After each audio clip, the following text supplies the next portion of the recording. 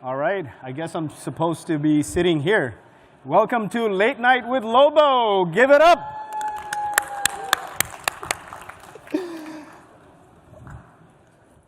Ooh. All right, we have a great panel here. Your finance department is still color-coding spreadsheets. Meanwhile, our folks are using AI agents to close books, run forecasts, and replace entire teams. Give it up for our wonderful panel. The CFO is dead. Long live the Chief Automation Officer, with Soumya, ex-controller of OpenAI and Rippling, and Asen with SnapLogic, and former VP of Finance at Blue Jeans, and Kunal, the gorgeous man at the end from Gorgeous.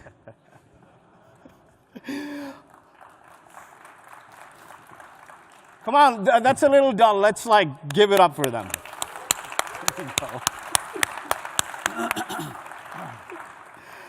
All right, so let's dive right in. Let's take it with Soumya. What is one traditional CFO responsibility you see completely taken away with AI agents in the next 12 months? That's an interesting question. I don't think responsibilities are really going away. Maybe them doing the work might go away, but in my experience with finance teams being able to do so much more, I see more responsibilities land on the plate of the CFO. But one thing that the CFO at OpenAI used to do is she would take our monthly finance close deck and run it through her custom ChatGPT template to summarize her notes to the leadership team. So something that might have taken a lot longer is now it knows her voice, it knows what to highlight, and it just ships. How long would that take previously? Probably about a few days of back and forth with the team, and yeah. So when you started at OpenAI, how many people did you have in your finance team, and when you left recently? So I started at OpenAI in the controller role in March of 2023. So that is the month that ChatGPT Plus launched, and we had about 10 people in the entire finance and accounting org. When I left, which was March 2025, we had about, I'd say maybe 30 people in accounting and 15 or so in finance. Why did you need more, although the AI models got better? The company went from, I don't know if this is a trick question. OpenAI is the maker of ChatGPT, and we scaled to 500 million weekly active users. It still takes humans, unfortunately. Awesome. So with Asen, SnapLogic is an AI agent orchestration platform. Yeah. What have you done with AI agents to automate your finance department? But moreover, how big is your finance department? The finance team is not as big. We're also not as big as OpenAI. But the finance team is 4 people. The accounting team is 8, give or take. So we're about a $100 million business. 100 million ARR business. And a lot of the AI agent companies that I talk to, they don't implement AI agents in their finance department, but you're a little different. Yeah, I think we actually had the first live agent deployed across the company, and we were talking earlier, when we present our use case, which was essentially an order form reconciliation, right? We're an enterprise business. We have unstructured data coming out of order forms, Salesforce, PDFs, customer-initiated documents, DocuSign, everywhere. And going through that, reconciling that, getting that into the revenue systems was an immense effort. Monthly, part of close, et cetera. So someone on my finance team basically heard us pitching internally our own agent creation platform and said we could try to use this on our own finance processes. And we ended up cutting essentially a day and a half out of close, and more importantly, finding revenue that was essentially leakage. Things that were entitled that we should have been billing for. So it was, and we've done that and then built on top of it to do legal, essentially legal discovery. Where are their termination clauses? Instead of throwing bodies at it, the agent, and again, I'm I'm kind of on the cusp. I'm a little bit, so I said, why don't we get people together, have everyone look at it, and the person who built that agent said, we can just throw the agent at it, retrain it, and have it go surface all that information. Awesome. Kunal, how big is your finance team at Gorgias, and what have you done with AI agents in the organization? Yeah, so our FP&A team's about 6, accounting team's about 8. I also have the data analytics and the data engineering teams reporting into me, and that's a pretty big team. That's 16 people in total. So I think the reason is, like, I think it's really important for the core data team, and so our data team supports both product analytics, go-to-market analytics, but also the engineering team, which runs the underlying models. I think it's actually really critical for that to live within the office of the CFO, because we can architect the models in the right way. And I think for the finance team to be able to be kind of the accountability officer, right, to hold other people accountable, we need to have source of truth and metrics that people rely on and can trust. And so if my team can kind of create the standard data models that pipe into our billing system, that pipe into the different places, it's really important that the integrity of the underlying information in the database is really good, because that's where all the analysis is being done. That's where the agents are going in and importing information and running analysis. So if that is foundationally not correct, like, it's not going to matter what's coming out of that. So I'd say that was kind of the first step for me, was to kind of invest in that layer, build that team out, make sure the foundational models are good. I'd say we're pretty early on in the automation journey. I think we've started with areas that we can extract value the quickest. So kind of low-hanging fruit to just prove ROI.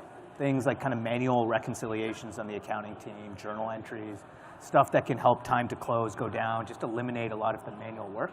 And we're starting to get to more, I think, advanced use cases now, where the FP&A team is using it not as like a replacement, but more as like an augmentation to get smarter with forecasts. If we look at a lot of usage-based data, what do we think that the GPT is going to say is a reasonable forecast? It's just as a pressure test for what we're doing. So yeah, I think we're pretty early on, but we see a pretty aggressive roadmap to kind of.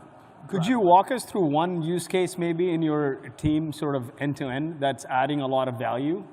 Yeah, so Gorgias is a business. We do customer support software for e-commerce merchants. A lot of that is usage-based. And so there's a lot of seasonality involved. So a lot of customers, during Black Friday, Cyber Monday, will have high peak usage, and that will drop during certain months. One of the biggest business problems we have is figuring out, like, visibility and forecasting for a longer time horizon. How are customers going to behave? What's their usage patterns going to be like? And so that's been a really big challenge for us. And so what we've done is actually used AI and some like kind of machine learning to help us really have more predictive patterns of user behavior and individual customer level behavior, which has been a real game changer for us, for like across sales, for our post-sales team, to be able to identify even potential risk and churn candidates through that. So it's been a big help. And nothing is perfect. I don't think this is a replacement to a forecast, but it's a good pressure test to help us understand what other inputs are. What tools did you use to do that, build that, or did you do it all in-house? We used a couple of tools. So like we use Google Cloud, and then we have BigQuery as the underlying database. And then what we did was the data scientists on my team are basically trying to build some of the underlying logic. And then we use Periscope as kind of our visualization tool for that. Soumya, with yourself, before you left OpenAI, what was one process that you guys completely automated? We actually took 2 very seriously early on. We automated revenue, and we automated our GPU cost reporting. And the reason for that is because in a time of hyper growth, you can't have people doing this work, because then you need to scale your people linearly if your growth is demanding that. So we said, okay, we're going to take the hardest problems for our team. So for revenue, we use Stripe, so a lot of the source transactional data was in Stripe. We were really close when I left. Yesterday, our data person pinged me and said 99% of GAAP revenue is going touchless from Stripe all the way to NetSuite, which means revenue close basically happens real time. I think for GPU costs, it's slightly more, manual right now. A lot of it has been automated and dashboarded, but I think the business logic is just more complex. But really, really happy about what we did for revenue. And how did you guys do that? Was it mostly leveraging OpenAI or? We leveraged OpenAI in not the way that you might expect, right? We're not feeding Stripe data through, LLM models and having it do that. The place we leveraged AI is we told our revenue accounting team, you basically need to teach yourself SQL and Python. And these are people straight out of CPAs, Big Four accounting background. They have not necessarily done any coding in their lives. But with a tool like ChatGPT to help them, we essentially put, very similar to what you described, Kunal, I also really insisted on having a data org inside our team. And I think having the finance data team being embedded in our org was a huge thing because they would actually see the pain points of the downstream people that needed that data. So we essentially had Stripe data flow into our data warehouse, and then the accounting team would use AI to write SQL, to write Python scripts, whatever you needed to do. We eventually built plumbing to send that transformed data into NetSuite for RevRec. As a result of that implementation, what were some roles that just didn't need to exist anymore? I think that for OpenAI, it wasn't so much that we had to, say, okay, these roles are no longer going to exist. We just didn't hire them to begin with. Because we were 10 people when we started and suddenly the business grew. And I'd say if we didn't invest in these tools, we would have probably been like a 200, 300 person finance team. For, if you look at our comparable kind of numbers and complexity, that's the peer size. So to operate a team like that with less than 50 people, we just didn't need to hire more than 2 or 3 revenue accounting people because we said your job is to kind of look at the alerts that are firing off when things go wrong. But if things are great, then you're not actually booking anything or doing anything. Yeah. Everything's automated and dashboarded, but of course, new products get launched, new things need to be set up, and the work is more so only the exceptions need to be handled. Definitely. Just to build off of what they both said, I think the important thing to recognize is our transaction volume is very low. We're enterprise, obviously you have a little bit of everything. I'm sure you have a variety of sizes. We're all looking for what is the thing I need to use AI. What is the thing I can use? What do I go get? And our CTO made this point at our sales kickoff. One of our reps was like, I need the use cases. And the CTO was like, the use cases are in the people and the processes. And there's not something you just take off the shelf. It's going to come from what you do at your company, what you do at your company. This is so early in what we're doing. And you would ask, why aren't agentic companies using it in finance? Finance and accountants, we didn't choose this lifestyle to take risk, right? Yeah. There's a cohort of people, well, I mean, many of us have self-selected backed into it. But the point being, those aren't the departments where people are on the bleeding edge, how can I be 98.3% right? And that 1.7% doesn't matter. That's not it. There's a right answer and a wrong answer. Right answer, wrong answer. And I think finding those use cases, pulling them back. And what we've done actually is we've had the same struggle, right? We're constantly out there pushing all these use cases across all parts of the company. We actually established a center of excellence / enablement, where the people who built these initial use cases are now going back and change management, mapping what are the necessary conditions inside of your team and how do you get people comfortable with it. I mean, it's been a lot is happening so quickly and it's exciting, but we're in early days. And so bringing people along for that journey and getting them to be comfortable with it is critical. It's like a people management thing as much as a technology effort. As you look into the future over the next 12, 24 months, how does your finance department look? What changes, what roles do you hire for, what roles you don't hire for? I think Samaya made the great point. It's not that roles will go away over the next 12, 24 months, but I hate to say it because this is where a lot of us started, junior analyst roles are the ones that are ripe for we don't need those, right? Those are the agents that we can build. And again, maybe because we are a leaner team and the people that I have are of that mindset, they're looking for things to go automate and just kind of, not have to hire those junior roles or not have to hire more people to take those on. So that's kind of it. Now, I think, again, probably less hiring, more scalability inside of the existing organization is what the next year or two look like. When you looked at your finance department, how did you determine what was like your rubric for deciding what I automate first? That's a great question. I was actually just talking to our COE lead. He said it's risk, effort, and business value. Like that's the matrix to think through these use cases. And I literally sent a note to my team like 2 weeks ago saying, you're about to go through close, all the things that suck that you have to deal with, just write them down. Like take a note, take a sticky, and then we're gonna go through it with the COE and assess it in that matrix. There are things that like, it's not gonna be a perfect application for everything, but where it's, you know, the risk is appropriate, the effort is appropriate, and the business value is as high as can be, those are the places where you start, and then you start to knock them down from there.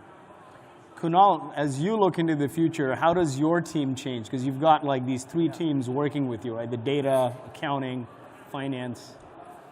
Yeah, I think I'm a big believer that I don't necessarily, while there might be some slight kind of consolidation, I don't actually believe that this is going to be a purely agentic kind of workforce, right? I think what you're seeing is an evolution of what the team looks like. So I think a couple things that I'd say. One is I think the team structure gets a little flatter, right? I think in the traditional hierarchy, you have a lot of junior people doing kind of like more of the routine, data-intensive stuff, and then you have layers of mid-management, and then you have kind of more senior folks in the team.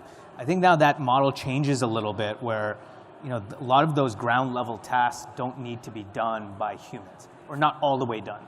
And I think what we're seeing is there's not a lot of things that are 100% getting replaced by AI agents. I think what we're trying to get people to do is less of the preparation and more of the reviewing.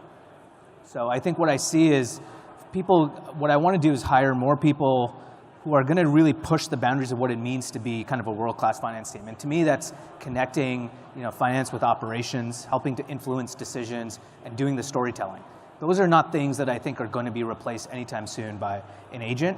But what enables them to do is like, hey, a lot of the routine things that take their time, a lot of the ground floor analysis, the pumping manual reconciliations, or doing a budget versus actual that could be 85% automated by AI. That's going to allow them to focus time on getting more embedded in the business, spending more time with their business partners, and now bringing operational insights to me and the rest of the team about how we can do things better or more connectively. You know, what I've seen is finance is this very political department, right? And when I'm on boards and everything, finance sort of comes together at the end and maybe a few weeks after the end of the month, unlike OpenAI, where the close is real time. And this makes the conversation in boardrooms very political, kind of, right? Like competing interests, the data is sitting everywhere. You want to switch spots? Yeah. So I think with everything you guys are saying, you're trying to break that, make the conversation more real time, bring the data to the front, so you can have a more collaborative discussion on finance to move the business forward. How is that happening in your organization at Gorgeous? Yeah, I mean, I aspire to be Switzerland, so I try to be kind of a neutral party, but you know, maybe we'll have some political leanings. But I think, yeah, what your point is, like, I think our role, I view a lot of my role as the chief accountability officer. So holding the rest of the team accountable for delivering, right, where we were veering on track, off track, and help kind of bring that connective tissue to bring there. And now the best way to do that is having core foundational data that the entire team can look at, right? So I think everybody knows here probably, like, the worst thing that can happen is if multiple people have sources of truth and a competing source of information, then the discussion never goes anywhere. So I think what we are trying to do is instrument the team to really think about how to drive those discussions. And I think where AI and agents can really help is giving them time to do that, right? And so the more that we can bring the data to the discussion, but then have a point of view. Like, I think my controversial opinion is, like, data by itself is kind of useless. Like, you need to be able to wrap it with a story and a point of view around what that means, and then you can debate that point of view. Like, data is not the story. Data is the kind of the canvas that you can write your story on. So I think that's going to be really important. But to get that and to have high quality is something that I think agentic finance can help with. So Soumya, with you carrying on that theme of story, how have you done that in the past, conveying the story?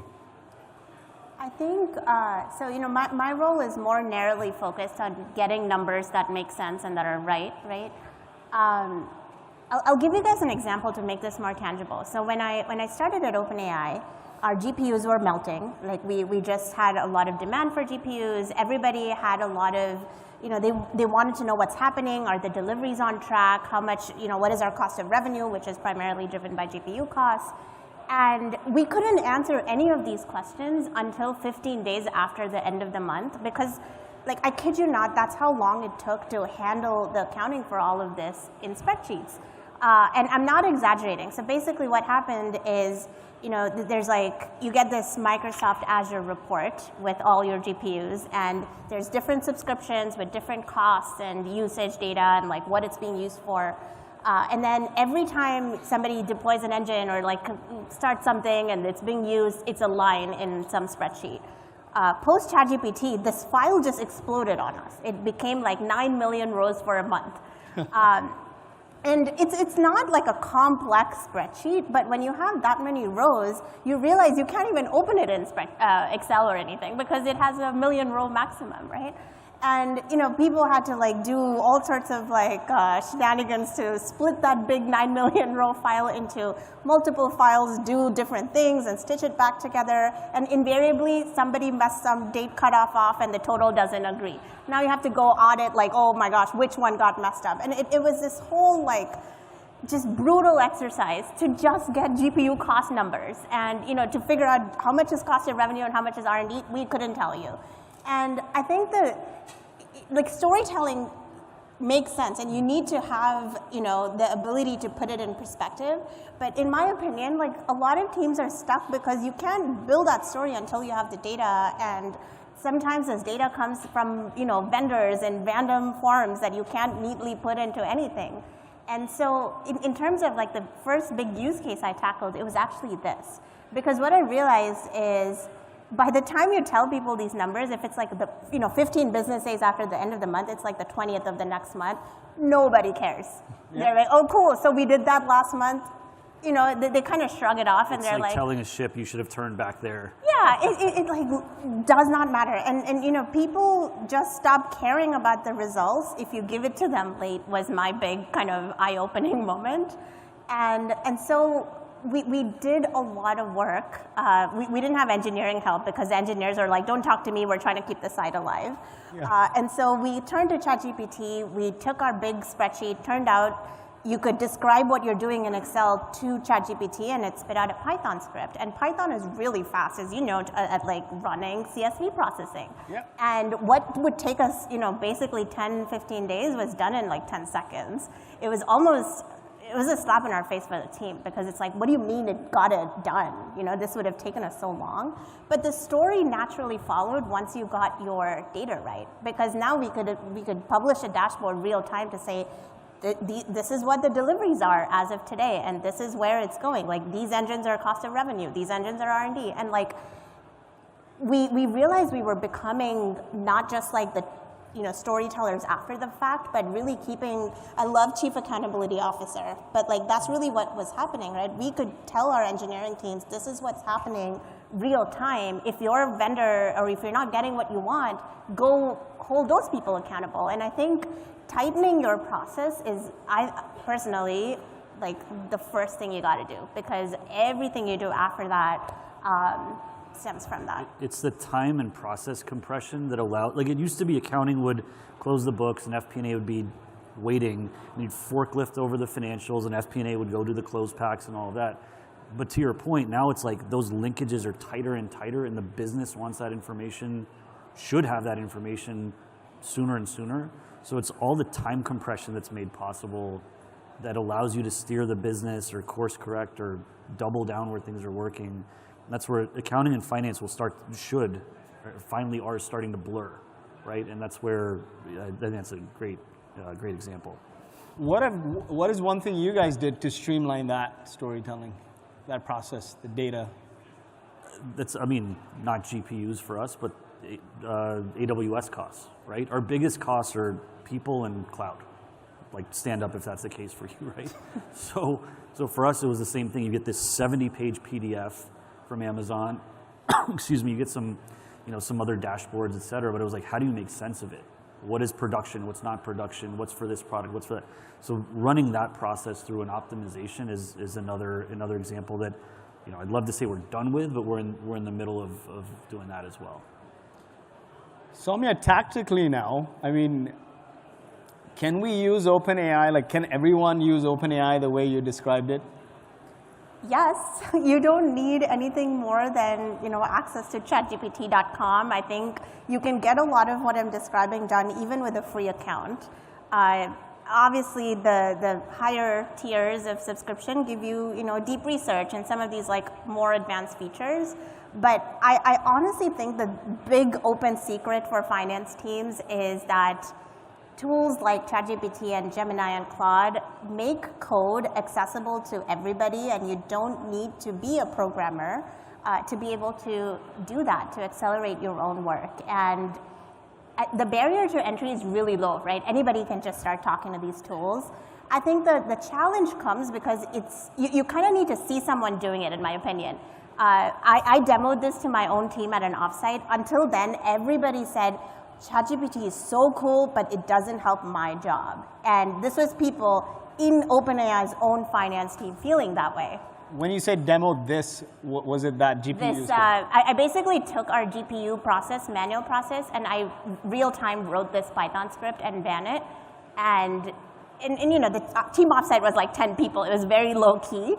But it was enough to say, oh my God, I can't believe you just did that in front of us right now. And it gave people something to like go try out. It demystifies it for people, totally. So I'm a, say, Series A finance person. What are like 2 or 3 things you absolutely recommend? I don't have a massive budget. Yeah. That you recommend I do tactically? Like do in ChatGPT, for example? Yeah. I mean, like coding your bank activity, coding your expenses. If you're spending a lot of time combing through various GL accounts to find anomalies, you can just feed that stuff into ChatGPT and say, find me T&E that looks off. Then it's just going to ignore any Uber expenses under $20. It's not going to care about. If it sees an Uber cost for $2,500, it can surface that to you. It's like all the little things that you would otherwise have to do in a little spreadsheet by yourself, you can have conversations about and get it done much faster. Asen, how about yourself? What is your recommendation for a CFO just starting out in early stage, not early stage, but like a Series A company? Find out and then come tell me. I mean, I think those. I mean, I inherited a lot of legacy systems and processes and that sort of thing. I think if you're building from the ground up, it is more of a blank slate. And so, short answer, I don't have any advice other than listen to my peers who have done this inside of shops in that way. But I guess the other one is to think about, to just bias yourself first towards how can the AI or the agent help me versus I need to go hire for someone. And I think more and more of these recipes, these tools, this sharing will happen that will, I think, accrue to the benefit of companies that are building from the ground up now. Kunal, how about yourself? What's your advice at the Series A stage? I would say one is invest early in the integrity of your underlying data, right? Because again, if the data is corrupt, nothing you're going to do is going to be worthwhile. So I think investing in the right underlying data architecture that you can get out. I think the second thing is like at a Series A, you got to just really define like what the scope is of like what the finance team really needs to do, right? Because you're going to be constrained. Your team is focused probably on finding product market fit, on scaling. And so I think the challenge is be really clear about like what the mandate of the finance team is and also what it's not going to do. Because I think the trouble you're going to have is if you're trying to be like a world-class strategic finance team with one person and a CFO or a head of finance and like they're chasing around all these things, it's just never going to work. So I think you got to constrain it and like maybe put some barriers around like, hey, we got to close the books, have high integrity in our underlying accounting numbers, and we're not going to drive a ton of like sophisticated forecasting or underlying, maybe the rigor of what you're doing. So I think it's about applying the constraints of what you can do and then figuring out which of those processes can you automate, or at least, again, try to get 70, 80% of the way there instead of replacing all the way. In your department now, in your function, Kunal, what's one tool you guys can't live without? We built, there's a tool that I built all the time. Again, I think we have the advantage of having this kind of bigger data team, but we built like a semantic layer on our database. So it's great for me because I can interact with it in like real English, and I can ask them like, hey, how many churn customers did we have in the last 3 months in our SMB segment? How does that compare with last year? How many segments churn customers did we have last year? How many new customers did we add? So I can talk to it like I'm talking to someone on my team, but I don't actually need my team to respond to me. They're just giving me all the answers from that. And I use that tool like multiple times a day. So that to me is like one of my most valuable tools. Soumya, I guess it's OpenAI all the way through. I think once you have a team that knows how to use ChatGPT in their work, you can't go back. I think if we told the team, hey, you can't have this anymore, everyone would like throw a riot. You get used to a very fun and easier way of getting your work done that you just can't go back. And let me guess, Hassan, it's going to be SnapLogix. For us, it's our own, because and again, with our customer base, we use a lot of proprietary information that's not going to be fed into, into one of the larger consumer-facing LLMs.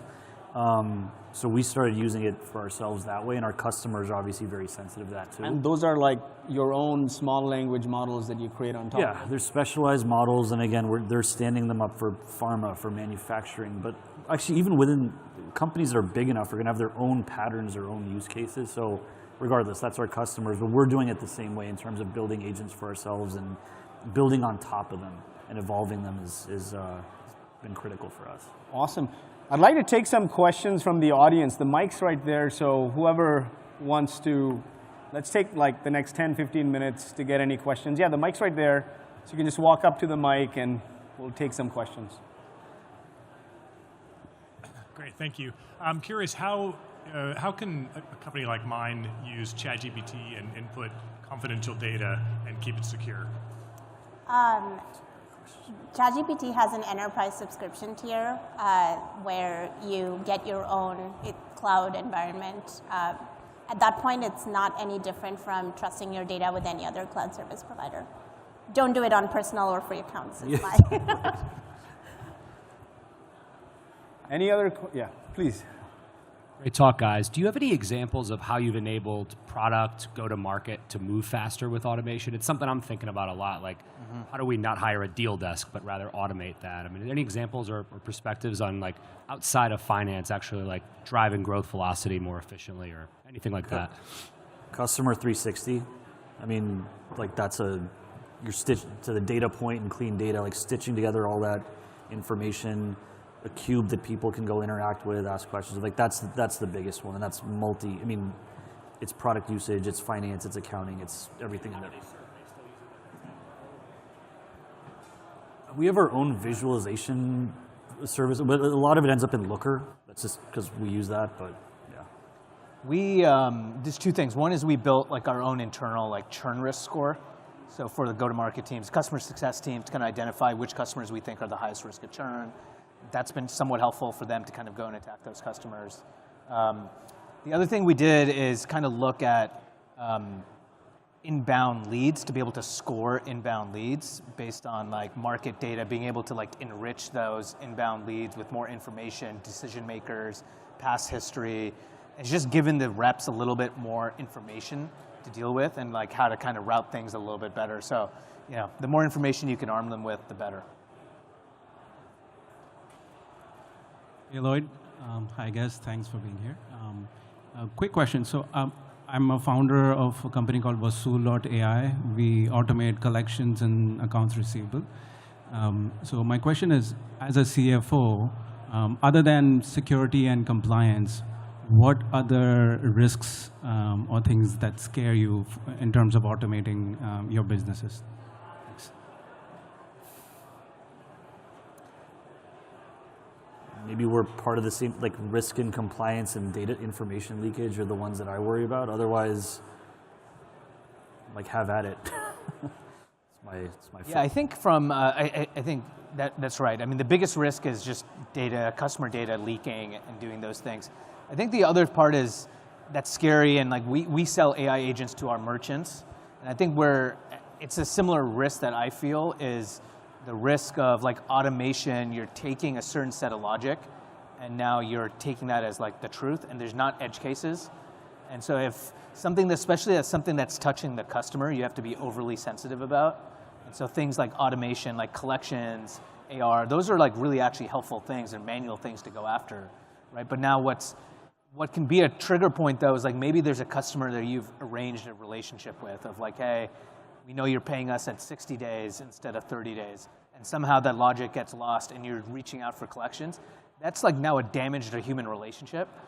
And so like I think those things are the tricky points. They're all like solvable and you have to deal with some kind of band of error.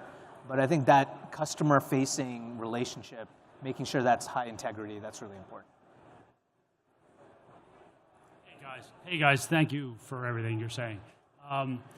I haven't heard this yet, and I don't mean this as a negative at all, but I haven't heard you say the CFO is dead.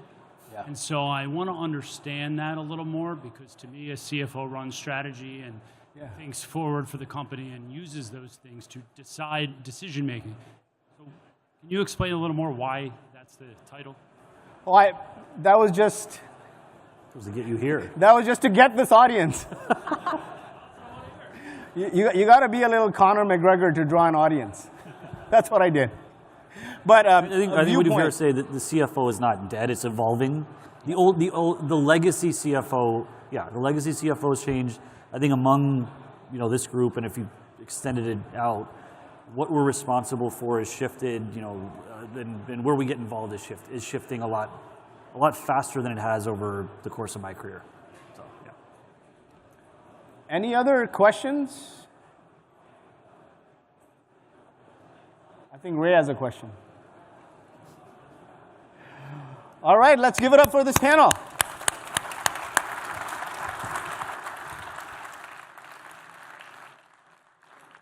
We're going to take a couple of minutes and then bring on the next panel. This was great.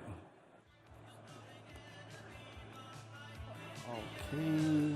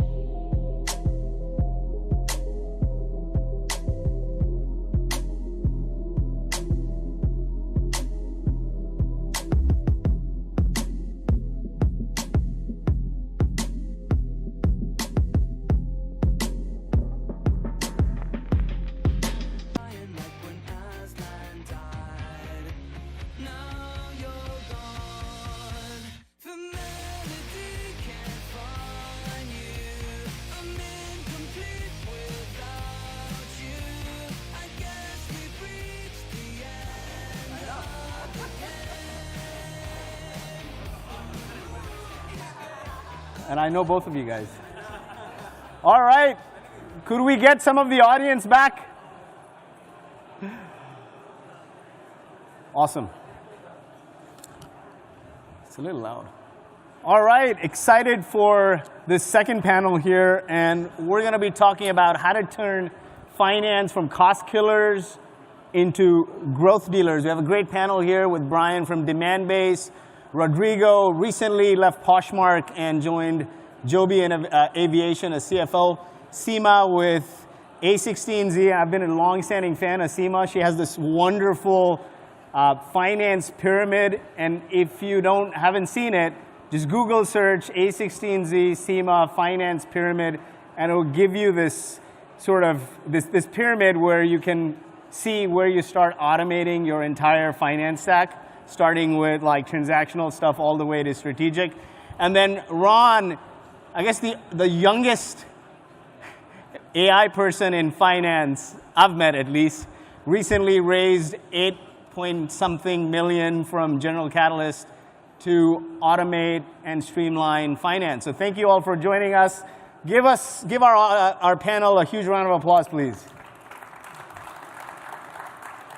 Come on, we need something louder.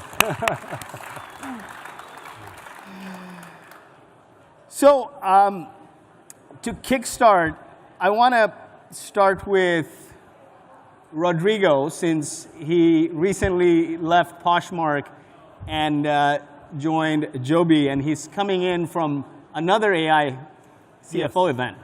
So let's start with you. I want to unpack how you used AI in the most recent company that you left, Poshmark, to streamline finance and turn it from a spreadsheet driver to a growth dealer. Yeah, so we're using multiple aspects from accounting to finance. In fact, I met Somnia here. Again, she used to be the OpenAI controller when I met her a few years ago. And then I saw her in a conference like that telling us how her team was closing the books. That was 18 months ago. And I think I was one of the first CFOs to sign up for the enterprise ChatGPT. And very quickly, we embraced it. So number one, I found at least generative AI to be very good for descriptive analytics. So we used to have a process that goes through the business reporting, what happens last week. And again, Poshmark's a pretty big business, $2 billion of revenue, 150,000 transactions. So every Monday I used to go talk to the exec team and say, hey, this is what happened last week. Then I started writing about it. And then as of sudden, there were like 2 analysts going through the weekend, putting a lot of hours of work. So number one, we fully automated it. So today, ChatGPT looks at what happens last week and explains in a 6-pager on what happens. What were the drivers, or what happened with the marketing spend and active users and all that. So that's FP&A. So accounting, we used to close the books in 21 days. Now we close in 3 days. Not all done by AI, but AI helping, especially banking reconciliations, given the size of our business, the complexity of the transactions. So that helps us a lot, along with the implementation of other systems. And very interesting, in 18 months, I'm seeing some of those systems actually now offering AI capabilities on top of what their offering were. And then funny enough, even on the legal side, we're starting to look at ways of using generative AI into the flows. And very recently, I have training of ChatGPT in Python for my entire organization, which was very controversial. Some of the accountants say, hey, why I'm learning? I'm not a programmer. And then my way to reply was, there will be accountants that know AI and accountants that do not know AI in Python. You do not want to be on the second group. So those are some of the examples I'm happy to unpack as we go through the chat. Brian, how about with Demandbase? What are you guys doing? Yeah, just to maybe build on the accounting side, and then I'll go to a couple other functions. Similarly, enterprise ChatGPT is really a standard for a couple of the leaders there. Kind of the basics. I'd say we're in kind of the crawl walk stage, right? Without like full automation, there's a lot of more co-pilot type operations going on, drafting emails, memos, reconciliations are a big deal in terms of saving time. So I would say our controller is kind of quickly making that the default on anything that's highly repetitive, transactional, or in the case of more exploratory work, using ChatGPT to really get to the bottom of prioritization. So a good example is on the collection side where, when you have 1,000+ customers and you're looking to kind of get to the accounts that need the most attention, and then leveraging that analysis to really prioritize the week for the collections team, that's been really helpful lately. Switching to more like the legal front, I've actually been surprised that team's been a little bit out ahead of everyone else. It sort of starts simple, right? Automating the NDA process, right? Customer, partner, investor engagements all require NDAs often. And that is one of the simplest things to automate out there with some of the tools that are out there. So that's been really nice. I mean, anytime you can get your sales team coming to you and saying, thank you, you've automated 80 to 90% of that workflow, that's a big deal. And so that's been, I would say, an early kind of easy win. We're now going more into depth around MSAs. So, training the model on key clauses that are important and then using that as an escalation process. So one of the things we've been able to do is really take kind of a contract manager plus, essentially a model to kind of elevate them to more of like a senior corporate counsel type role. So I think what we're seeing is we're able to take maybe a more junior role with the right tools and level them up with the right exceptions. What is the one tool, like you said ChatGPT a lot, both of you, but is there anything else that you guys can't live without?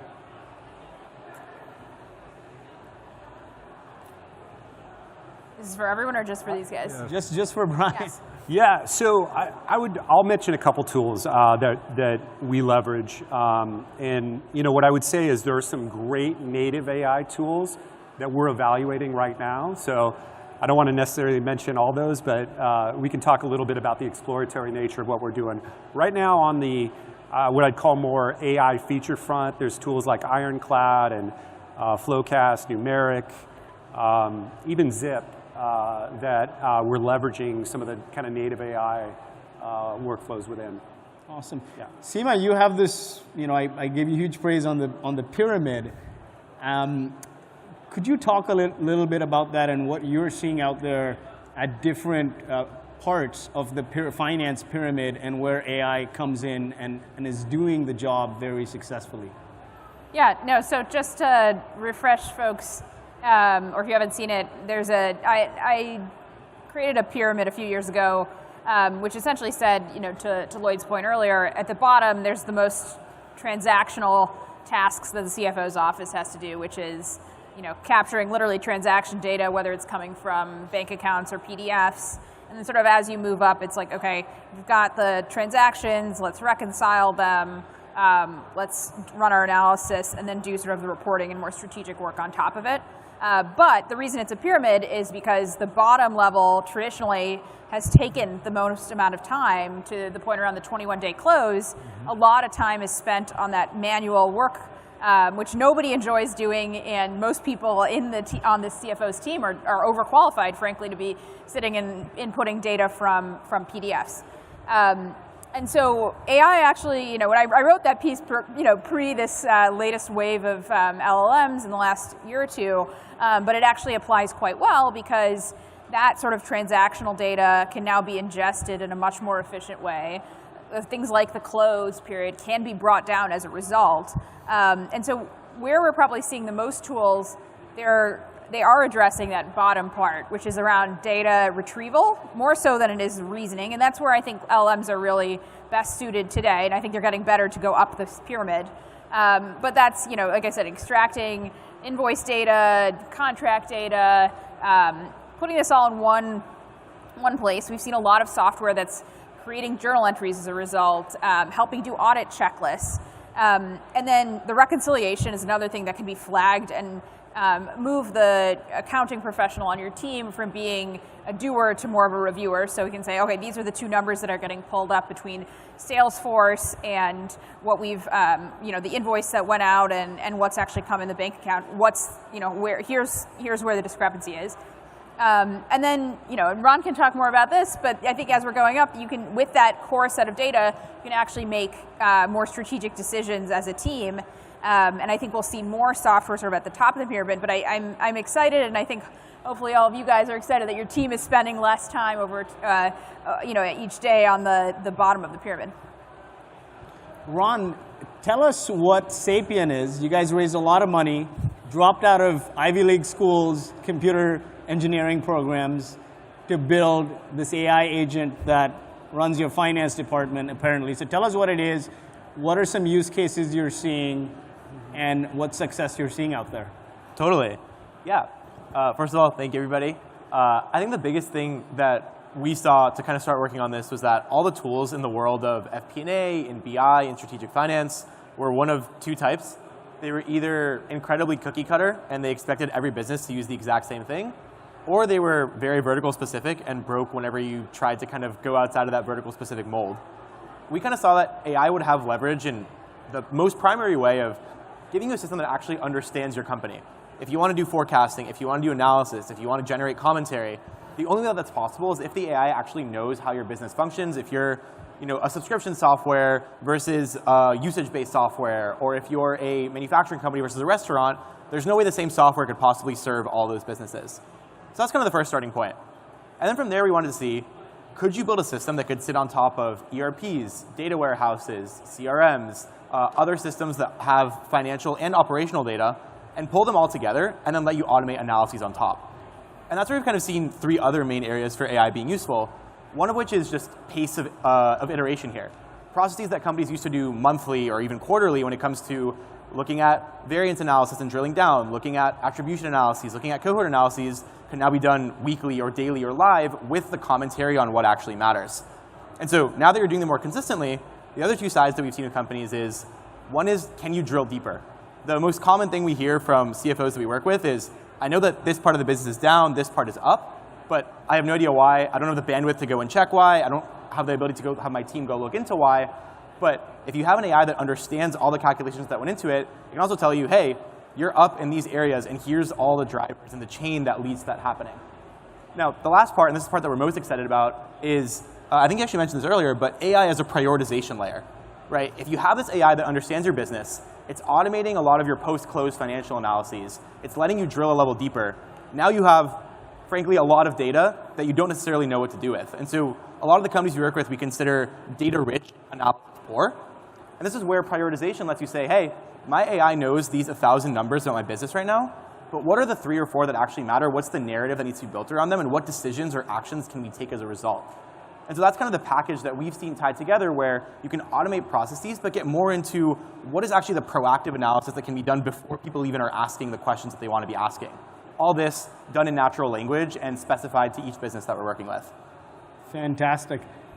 Rodrigo, can you share an example where faster forecasting materially changed a business decision? Maybe it's a budget shift or improved GTM or hiring, things like that.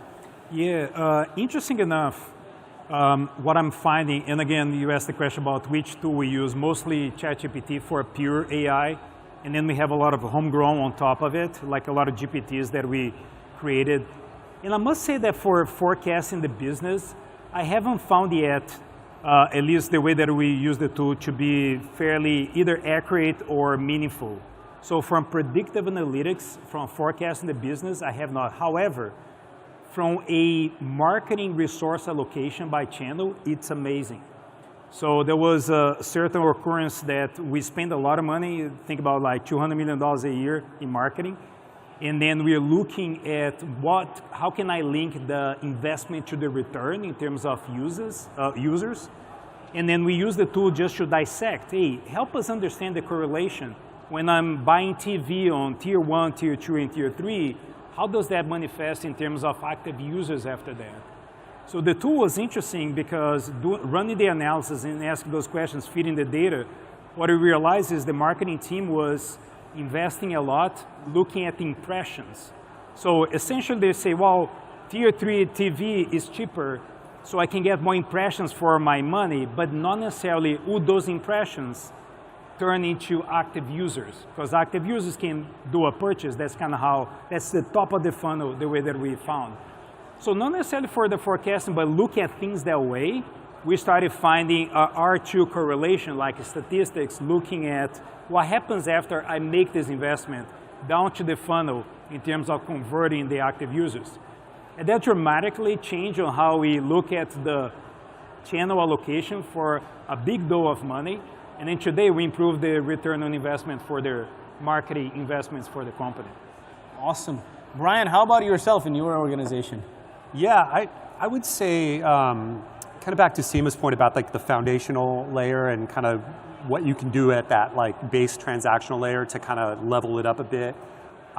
We've been able to really ingest some of that like phone call and email data, not so much to make completely predictive forecasts, we're not there yet, but really to help sales leaders kind of collate, you know, if you've got 50 to 100 sales reps, that information layer in a way that's easily digestible so that sales leaders can then kind of do their thing around the forecast. So I would say, again, it's more like, if you will, co-piloting or helping you get to that basic kind of ingestion layer that's normalized. That's where it's been most helpful on the go-to-market side.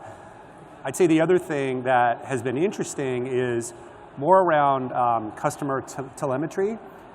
We've been able to use GPT to take time series data and analyze, you know, customer touch points in a way where it's kind of informed our pricing model. So we've taken, you know, customer data across maybe 100 accounts on a specific product and used that to kind of inform our pricing model going forward. So in one case, we migrated more to from a seat basis to more of a data usage basis, and that's been received really well. Who does that in your organization? Is there like a specific role you've created for an AI orchestrator that handles all of this? Yeah. Everyone has the capability like Rodrigo talked about. It's a good question, because I think that's one of the things we're struggling with is like who's kind of the ultimate like point person for AI in certain regards. I think in the case of product data turning into pricing changes, that was a combination of product management and RevOps, sort of partnering together to do that. But ideally, product is very engaged around, you know, what's happening with telemetry and then helping us decide where we go from there. Awesome. Yeah. Seema, from what you're seeing across your portfolio and other vendors and what you're investing in, how are you seeing companies use AI to improve the strategic side of things like GTM or capital allocation, fundraising from a CFO standpoint? Yeah. So I'd say every functional area right within a company is seeing AI tools. So whether it's go-to-market, it's finance, it's HR and recruiting. The CFO, the interesting thing about where we are in the buying process is the CFO is actually being brought into a lot of these deals, either to sort of think about automation or also thinking about cost and procurement, right, too. So the CFO is actually seeing it has a really interesting vantage point around what tools are being brought in. I think within, across our portfolio, I think there are things that feel lower stakes in the sense that you're like, okay, I'll give it a try. Things like pipeline generation. It's like, okay, I'll pay some money for a tool. We'll see what leads come in. And if we don't like it, we'll churn, or it'll get better, and you're willing to take that risk. As you guys all know, CFOs can't be like, let me just try this thing. It doesn't work. It's okay. The quarter's numbers are wrong, and we'll just reforecast it. No one has ever said that right before. And so the stakes are just a little bit higher. But I think this goes back to the point earlier, which is like there is enough work to be done that's, I don't want to call it lower stakes, but easier for an LLM to process. Like one thing we hear a lot from CFOs is using ChatGPT to generate technical tax memos. And that's like all language-based. It's not something that's necessarily like I'm putting this in front of my board for the numbers, but it's doing the work, and I can go back and review it, or asking for specific questions on for like an audit purpose. It's like retrieval of information, right? But it's not like generating the report. or generating the numbers or a critical decision being made. But I think what we're seeing is a shift going from, okay, really let's retrieve the data towards like how do we start making suggestions and equipping you guys with more data and more options about like, okay, is this going to be the more prudent path to go down or this, and then so that you guys are actually, you're having a richer set of data to back up the decisions you need to advise on. How has it improved board hygiene? Because you probably sit, how many boards do you sit on? 7 or 8. 7 or 8. And what I've noticed is like finance, there's always this political thing going on, right? What are you recommending to the finance leaders in your boards, and how is this changing sort of that conversation in board meetings? Yeah, look, by the way, we advise things to our finance or the leadership teams. We don't make them do things, right? They have to feel comfortable with it and what their teams like to use.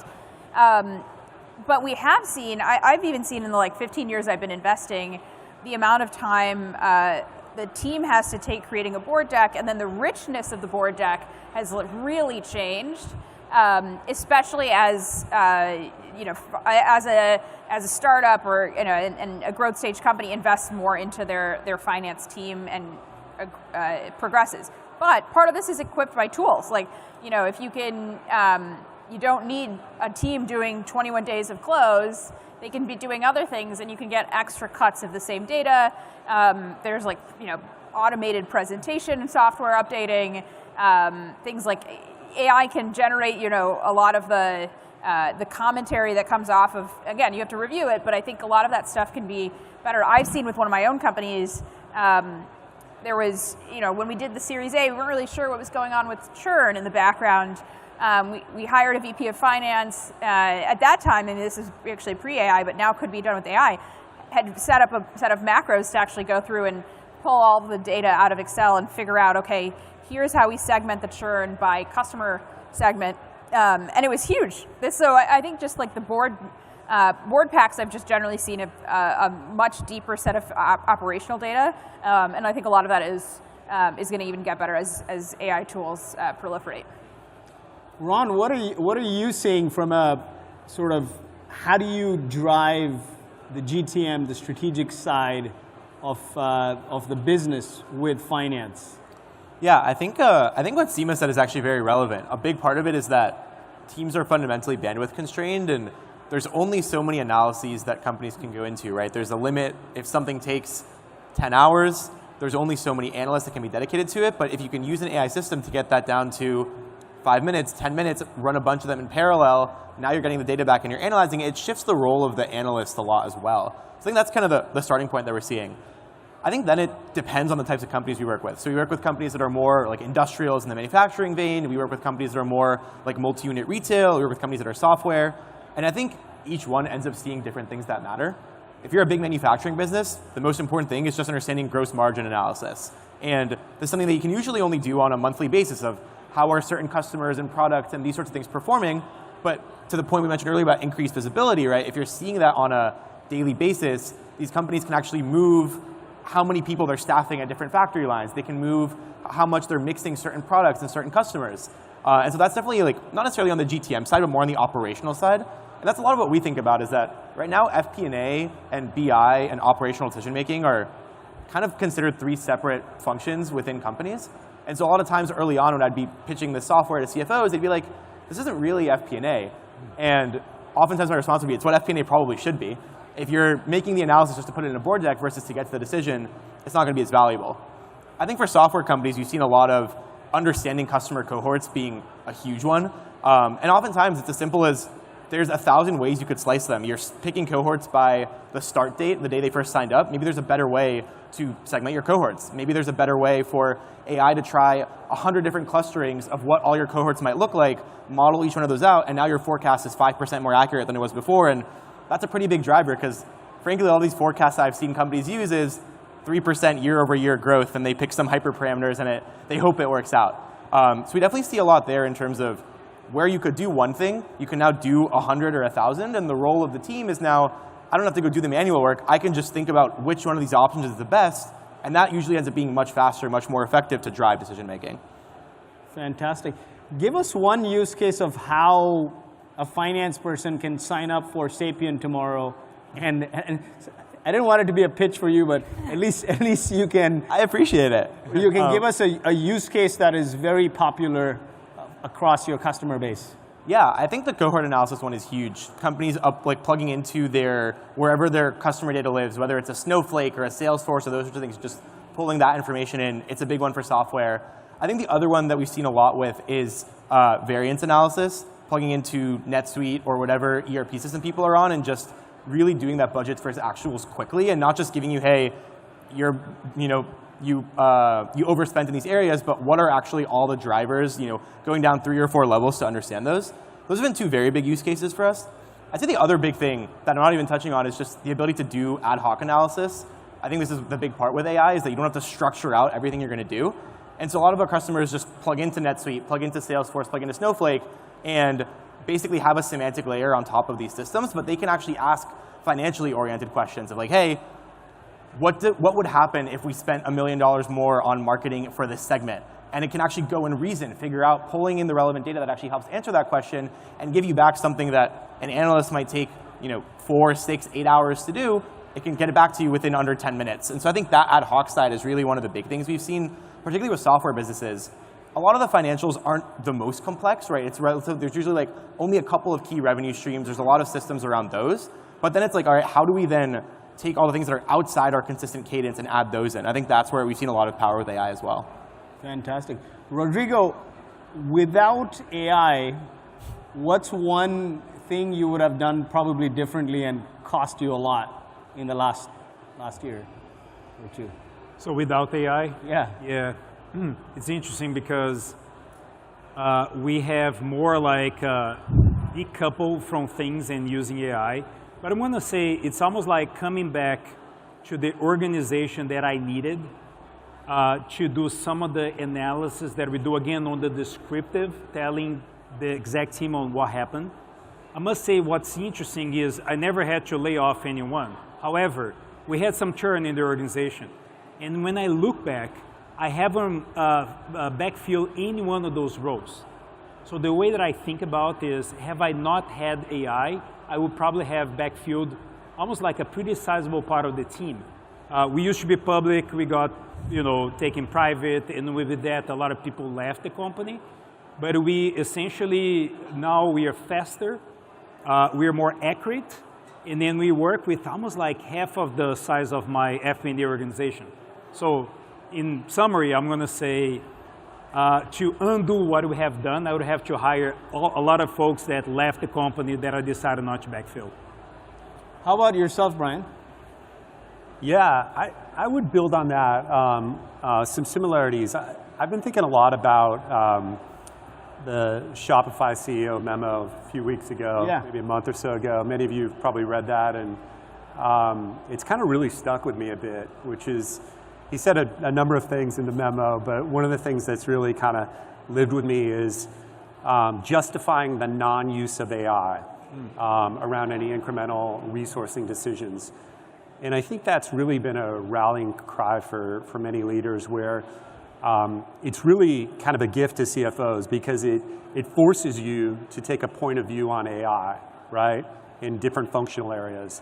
And I think that's really healthy for all organizations. If something's innovative, you should understand it and have a point of view. Is it the right tool now? Is it the right tool maybe a year from now? And so I think that's shaping hiring going forward. I think one thing that I'd say I'm seeing, generically talking with other CFOs and even in our own business, is there seems to be a bias, particularly on the engineering side, where more native AI tool experience and maybe a slightly junior profile is sometimes more interesting than the really senior engineer profile. Not saying across the board, but I'm just hearing kind of things where there's some focus on that, because the native AI tools are so powerful that having that is more important than maybe some of the requisite experience of yesteryear. So I think the hiring profile is changing in short because of some of the AI tools we have at our fingertips. Awesome. Seema, from everything you're seeing out there, what is one strategic capability AI will help finance take over? And maybe one finance team role AI will completely eliminate? Yeah, I think this is a great question. I'll speak from it from the perspective. Right now, I think we're seeing the most resources towards accounting, just because I think there's a lot of this, going back to the same theme of manual work, there's just a lot of, as finance teams build out their personnel, there's a lot of people to do different roles within accounting and staff accounting, or it's being outsourced. And I think that's really where you're seeing the meat of the resources being put today. And again, these folks are getting repurposed again to do more strategic or review work versus having to do the more manual sort of bookkeeping type work. I do think we're still not at the point where you can just get a forecast spit out, even though I think every team would love to have that. But it's starting with let's get the analysis, see where the drivers are, make a more intelligent forecast, and get to that point where at some point the forecast will be created for you, and you can actually just think about oh, here are the drivers going into the forecast, and let's see how it iterates, versus someone needing to sit there and code up the forecast and then make each change to each driver individually. Ron, what's the most strategic decision you help some of your clients drive with Sapien? Maybe one I think big use case. Well, I want to take that question with everyone, sort of thing. There's one that comes to mind. It was actually one of the first customers we were working with. We were automating their attribution analysis, basically looking at their raw transaction level data over the course of each year, and it was similar to gross margin analysis, but slightly different flavor for this business, generating their waterfall charts that went into their board deck. And so we were generating this analysis for them. We kind of configured some of the modules, and the output that we got from our system was off by $10 million. And as a very early startup at the time, it was not where you want to be, telling the CFO, hey, the numbers aren't lining up by 10 million. And I remember we were sitting there and we're like, are we sure that it's wrong? And we actually went and we looked at all the numbers, all the analysis that Sapien had done, and we actually found out that their spreadsheet had a small mistake in it that they'd been literally compounding on for 4 years. So they were off by $10 million, not just this month, but every month for 4 years straight. This is a multi-billion-dollar manufacturing company.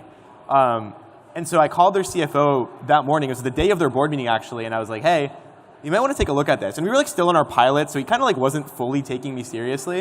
And I was like, you really should take a look at this. And he was like, no, it's fine. And I was like, give me 15 minutes, hop on a Zoom call. We showed it to him, and he's like, that's pretty bad.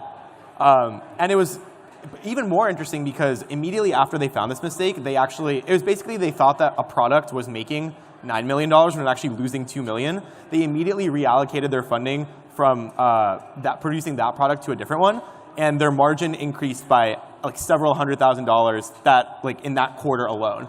So that was pretty cool early on thing that we've seen, and I would say it sounds like a one-off, but every company we've worked with, we've found maybe not quite at that scale, but something similar where humans weren't built to work with multi-million row spreadsheets. It's just not what we were built to do, and the fact that AI can look at all this stuff, it can do calculations in a way where you can actually verify everything, that's pretty exciting, and I think it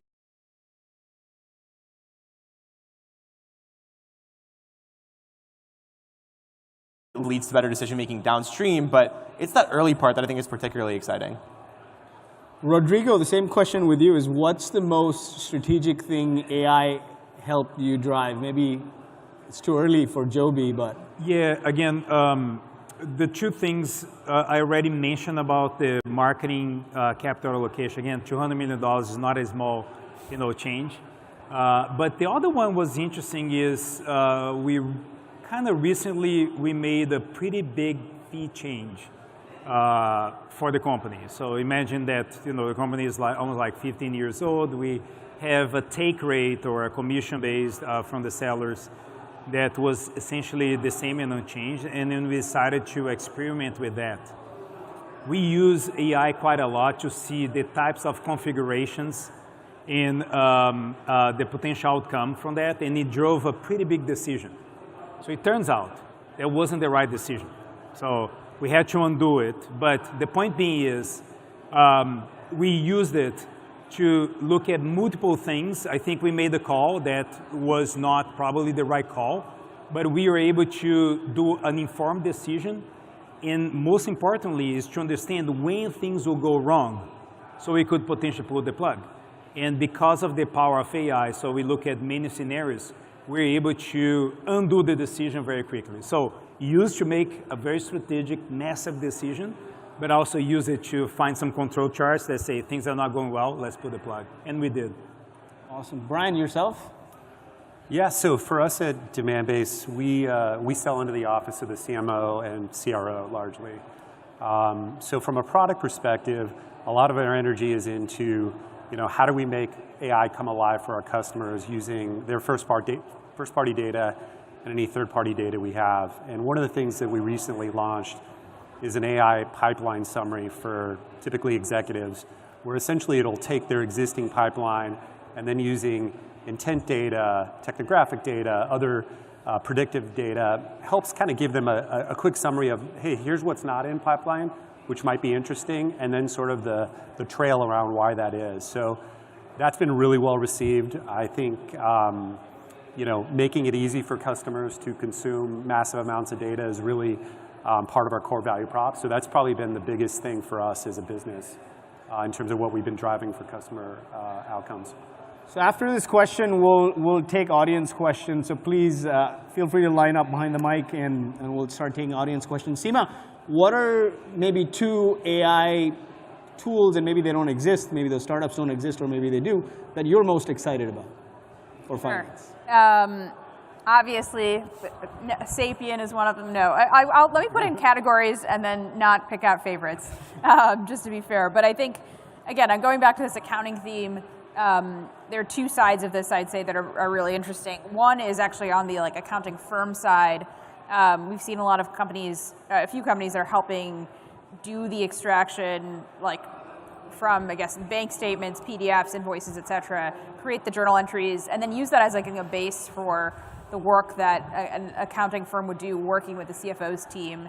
And then similarly, we're seeing corporate accounting teams be able to retrieve this data and from whether it's contracts or whatever, and then start populating audit checklists, et cetera. And so I think that broad category is very interesting.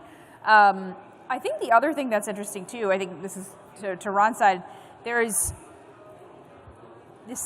the idea of an agent helping you do things faster. And so whether it's on the financial analysis side or helping close, how do we sort of create almost the Zapier-like links between processes internally and start, again, shifting the finance professional from being a doer of that to being the reviewer.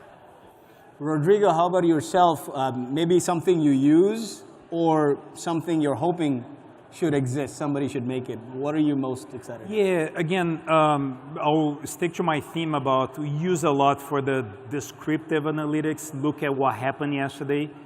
I hope that the predictive analytics will be something that we can use more, whether that, generative AI or something that has a dose of artificial intelligence. And my vision is prescriptive analytics. Let me unpack. It's essentially instead of saying, hey, look, this is our business today. Can you help me understand what's going to happen tomorrow so I can make a decision? It's almost like, this is how I want to build the business. What do I need to do to get there? It's almost like to get to a point that I can say, okay, I want to prescribe that we're going to be $1 billion business by X. What are the decisions that I should do to drive that outcome? I think that's where I wanted this to get. I'm not sure how far we are because I'm still on the second inning, which is predictive analytics. But my vision is to get to a point that we can prescribe how we want a business outcome to manifest. What are you using to help you with predictive analytics? Well, good question. Is essentially human beings with a lot of tools. So we use Pigment. Pigment now has a layer of AI. We use our homegrown predictive analytics. We actually even use the very old school crystal ball in Excel, which is a Monte Carlo simulation. Yeah. We have a triangular distribution for outcomes. And then we, instead of saying this is what's going to happen, I'm going to say, I'm giving you this decision point with 90% of chance that's going to happen, that this is the outcome. So again, crystal ball, pigment, and then a lot of homegrown. But now we have the layer of GPTs using the enterprise ChatGPT. 90% of the public company CFOs talk about crystal ball. Brian, how about yourself? Yeah, I'm going to reach out into left field a little bit. I would love to have something more on the quality of hire, quality of talent side. I think headcount is the biggest cost in any business.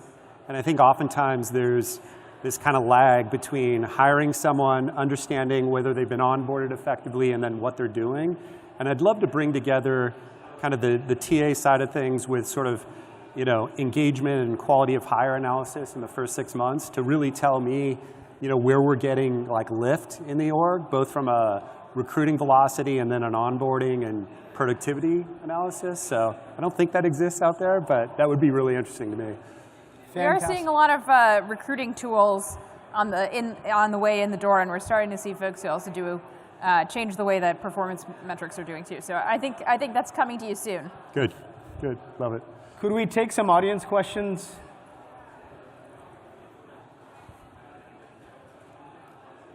Go ahead. Hi, great panel. My question is for you, Rodrigo. You mentioned that you had your team, you got a enterprise ChatGPT subscription for your team and had all of them learn. You also mentioned that there was some hesitation maybe by some of them. How did you overcome that? And, you know, learning what you did, how would you approach that for someone like me with a small finance team I'd like to do the same thing with? Yeah, it's interesting. I was in another CFO conference and we were talking about it.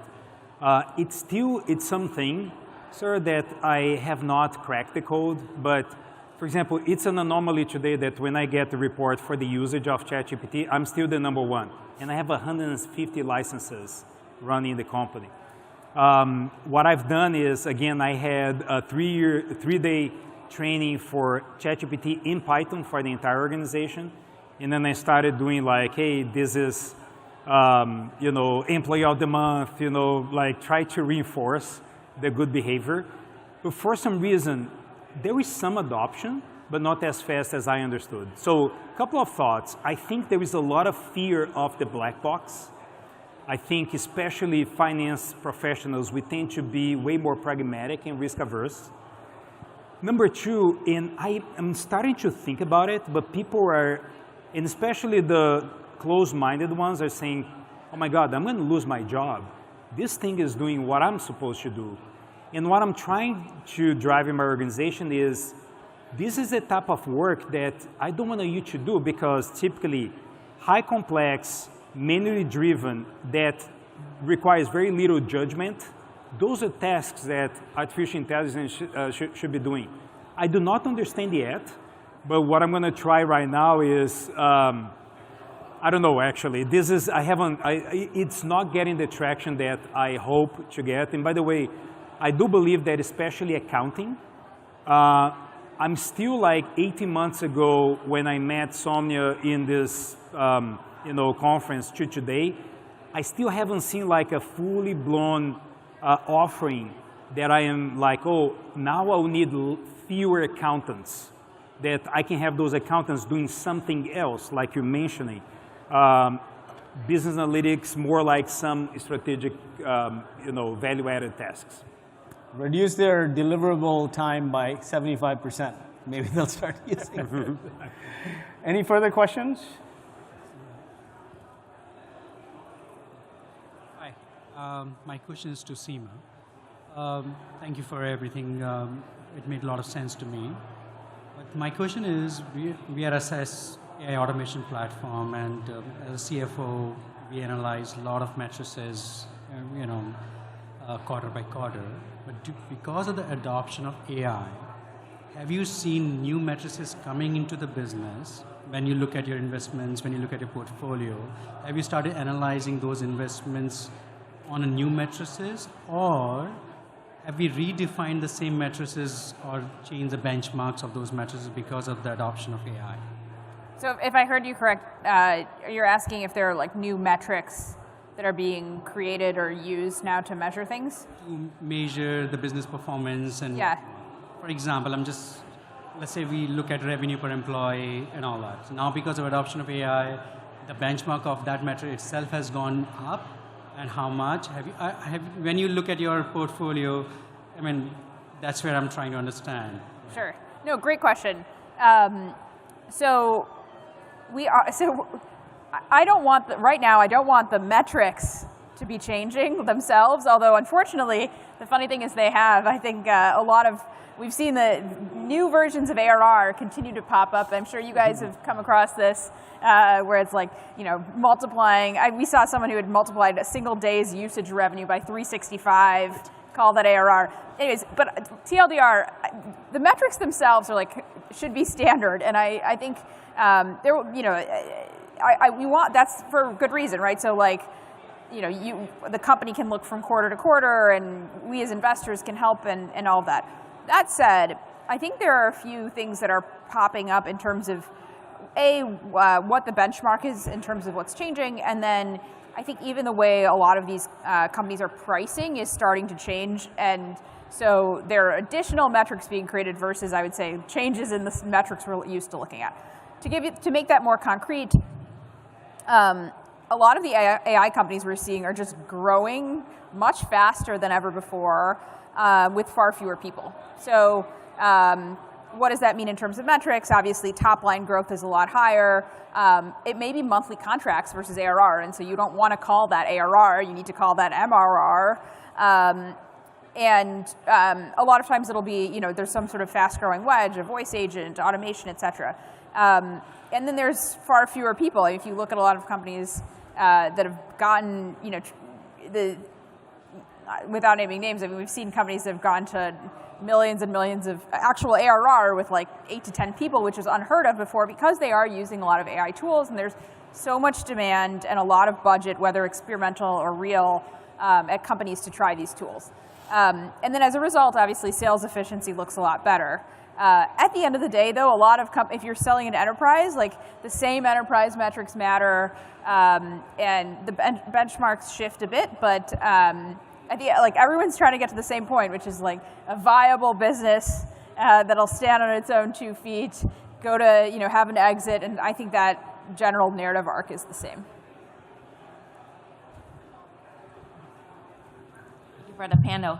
My name is Pian Pian. I have a startup called Emotions AI. So the AI can listen in sales calls and guide salespeople to help them close deals faster. Curious, as you're looking at go-to-market tools, what are the top things you'll be looking at? What are the desired results from leveraging a tool? Thank you. Sorry, the question is, what are the top things? What are the top results you're looking at when you're evaluating a tool to help your sales or CS team?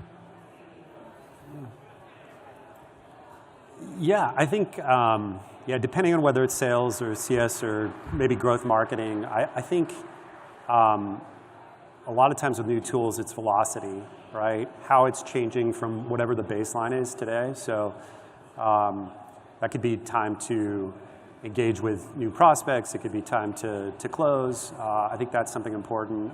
So anything that sort of ultimately gets to whatever your leading metric of success is, which may be SaaS bookings or such. I think on the CS side, to be honest, I haven't been as engaged on any AI tools.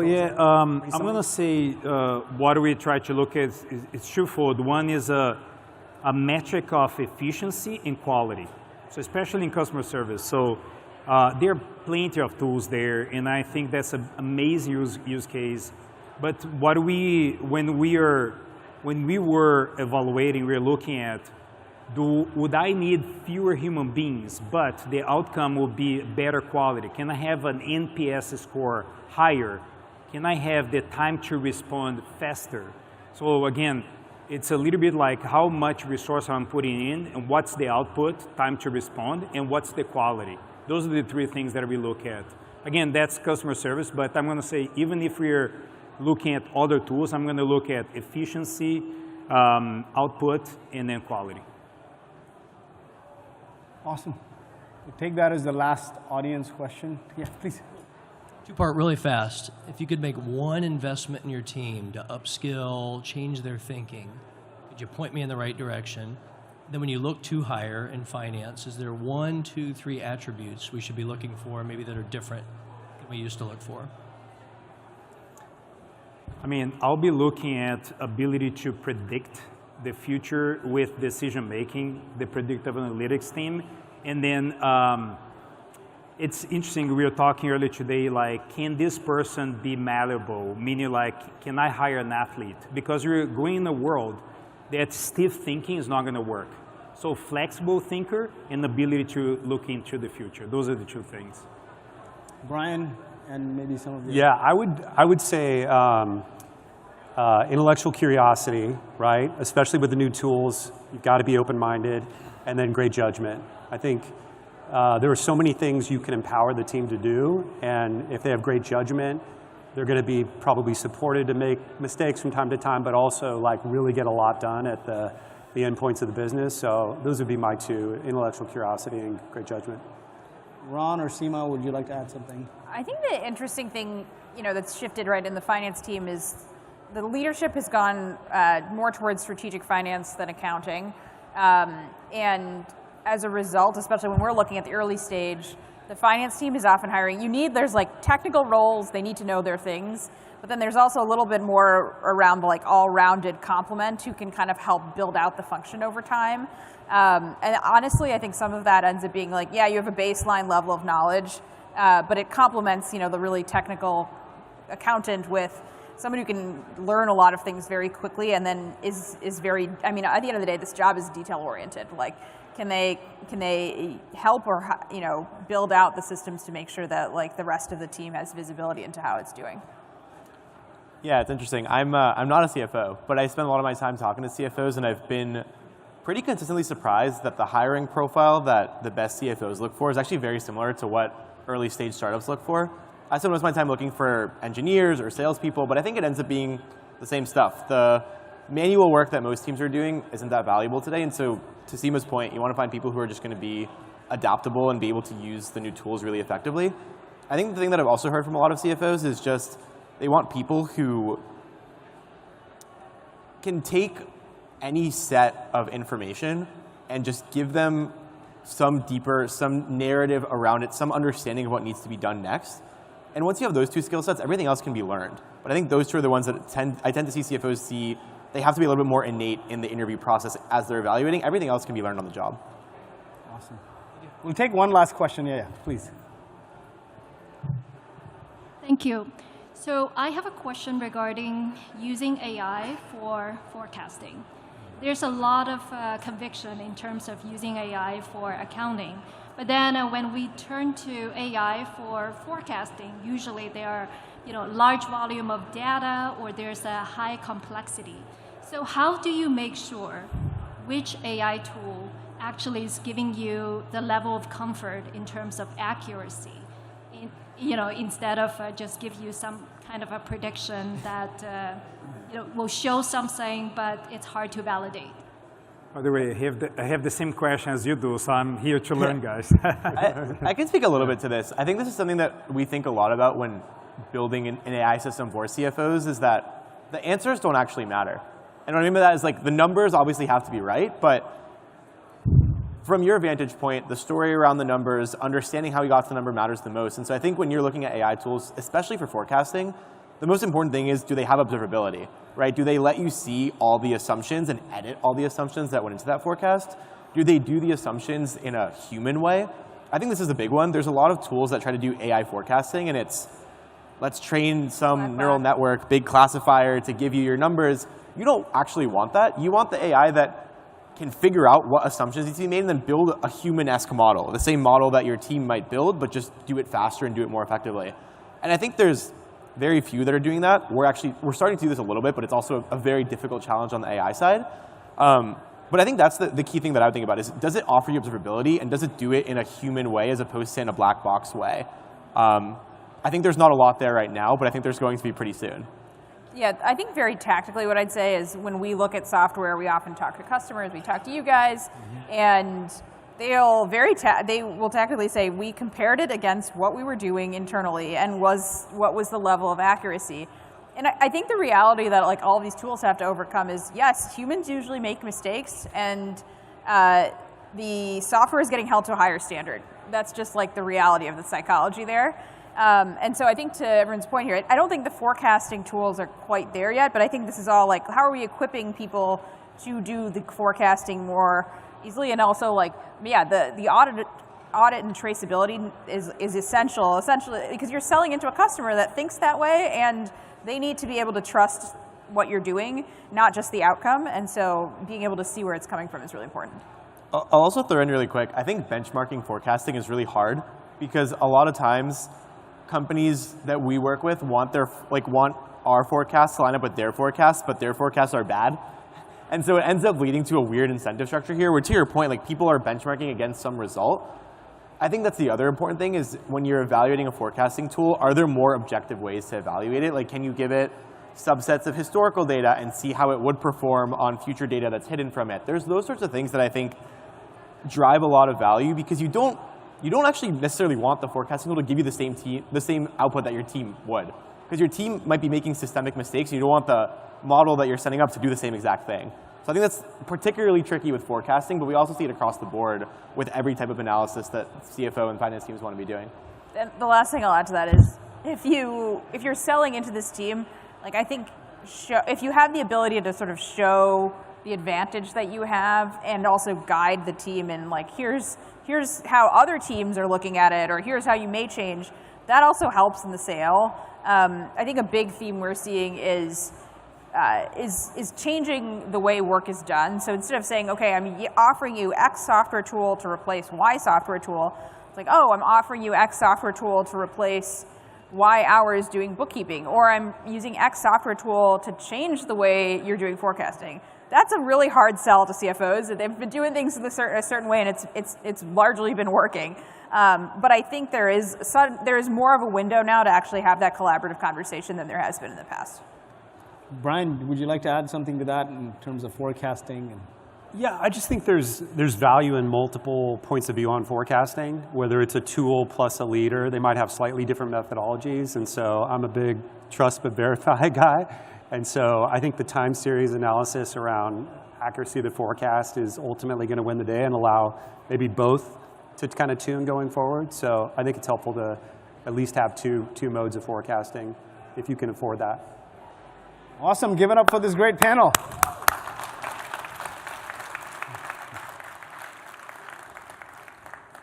All right. Thank you. That was fantastic. Thank you. Yeah, that was great.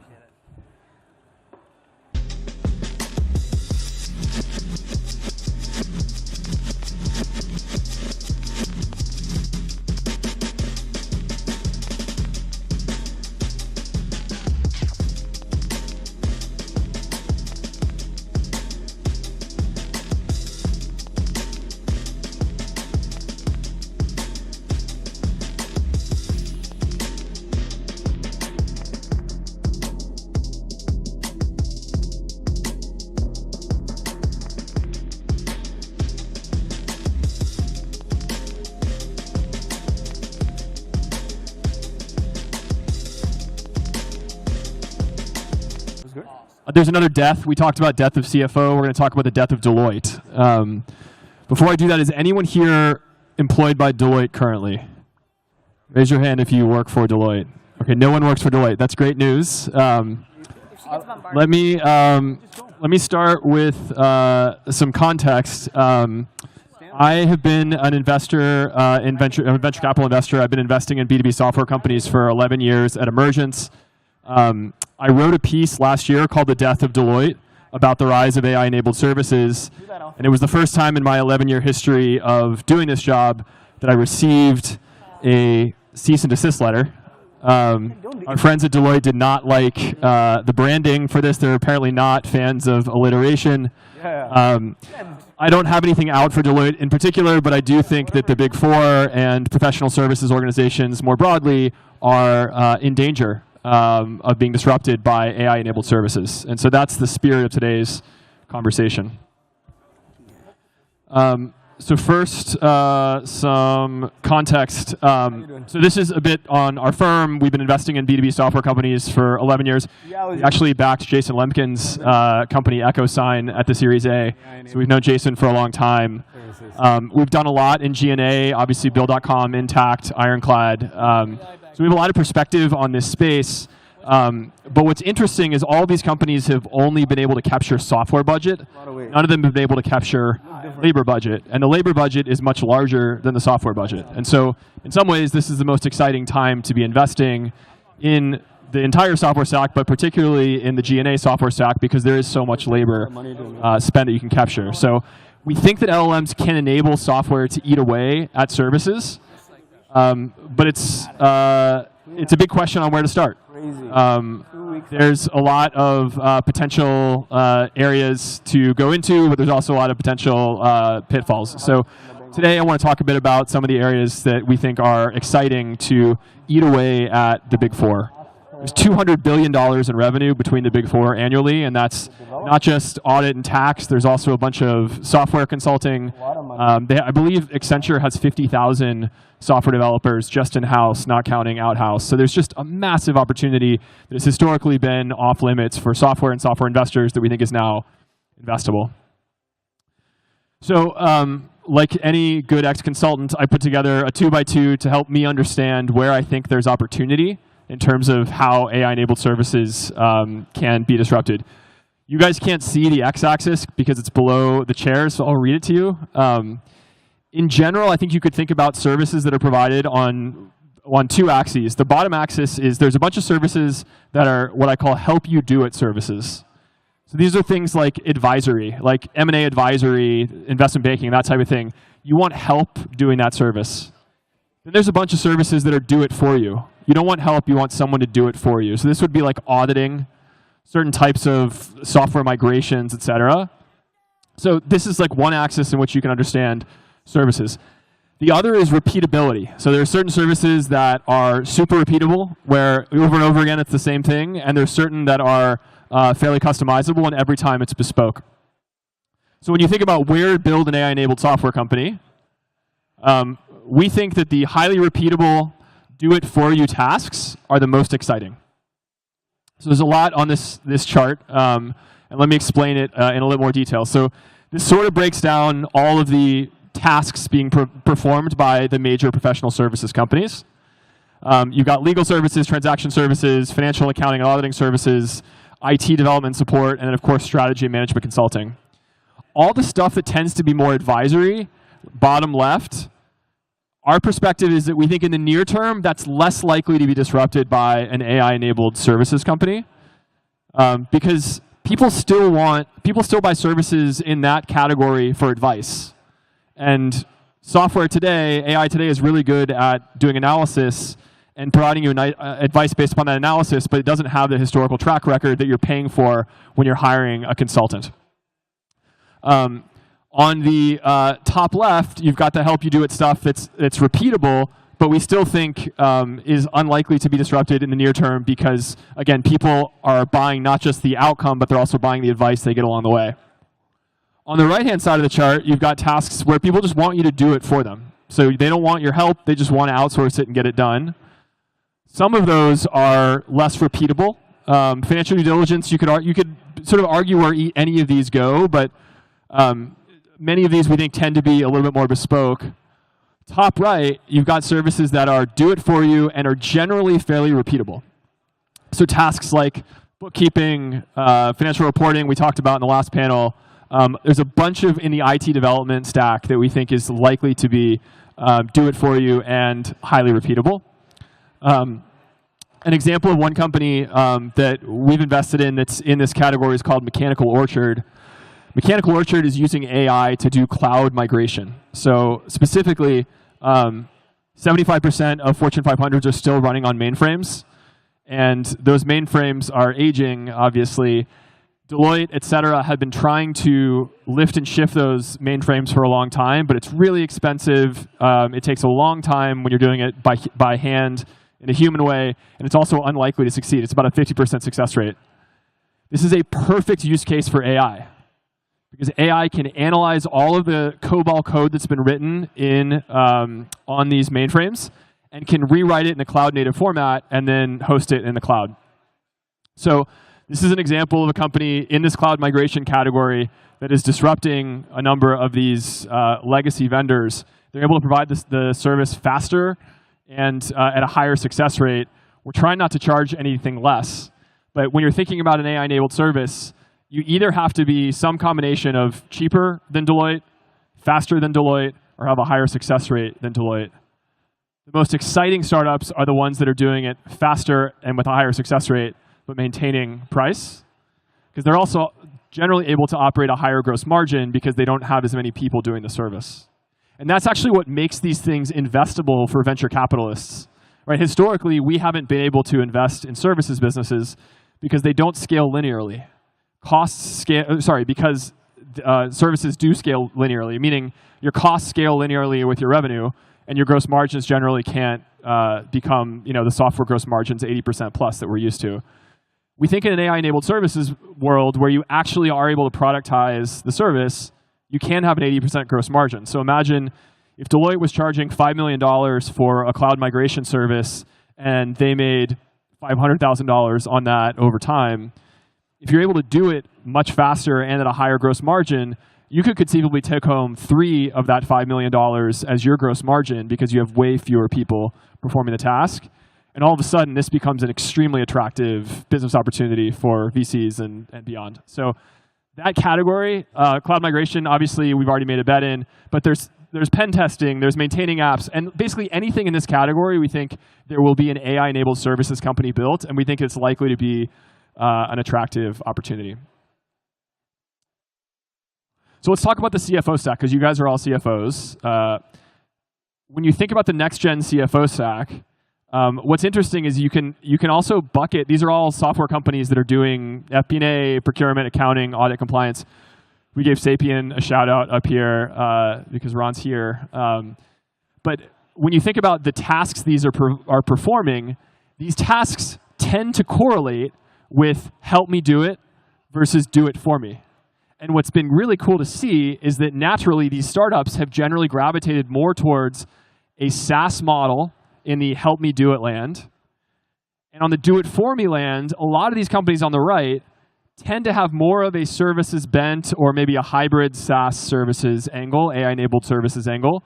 I think in part because it's this do it for me mentality where you want to outsource it completely, audit compliance being good examples of that. This is a very kind of new concept, this AI-enabled services concept. This wasn't really possible before LLM, so there is no massive company. Obviously, Palantir has been built from a services business into a massively successful software services hybrid. Still trades, I think, at amongst the highest multiples of any software company. But that was all started before LLMs. So the question is, now that we have LLMs, could you build an even better Palantir? And that's my job is to try to find those companies and obviously invest in them. So what I want to share next are some lessons I've learned from investing in AI-enabled services so far. But it's not just necessarily lessons as a VC or a potential startup founder, hopefully also for the CFOs in the room as you're considering buying services from some of these next-gen AI-enabled vendors. This checklist is a good thing to look at. Because I'm sure it's really hard to do your job right now, because there's a million of these fancy logos, and like, how do you sort through which one is special if they're all just sitting on top of ChatGPT? So the spirit of the next slide is to try to help you think through that, particularly as they're promising you a service, which is different than evaluating a software product. Software product, you can play with the product and see how it works. A service, you're really just trusting someone to say, like, trust me, I'm going to move your cloud, your mainframe into the cloud or something else. So how do you actually build confidence to make the bet on an AI-enabled services startup? All right, so a few lessons from watching these companies in the first innings. And again, we're in like inning 1 of this, but these are the initial lessons. The first is to evaluate if the team has domain expertise. And I think this is much more important in AI-enabled services than it is in SaaS land. In SaaS land, if you have like a couple Stanford CS dropouts who are super impressive, that might be enough to build a great company. We've seen that over and over again because you can build a product and then have the users use it. In the case of a service, they're not buying software, they're buying you. And so it's harder for a CFO or anyone else spending money on this to trust that someone who hasn't actually performed the task themselves will do it well.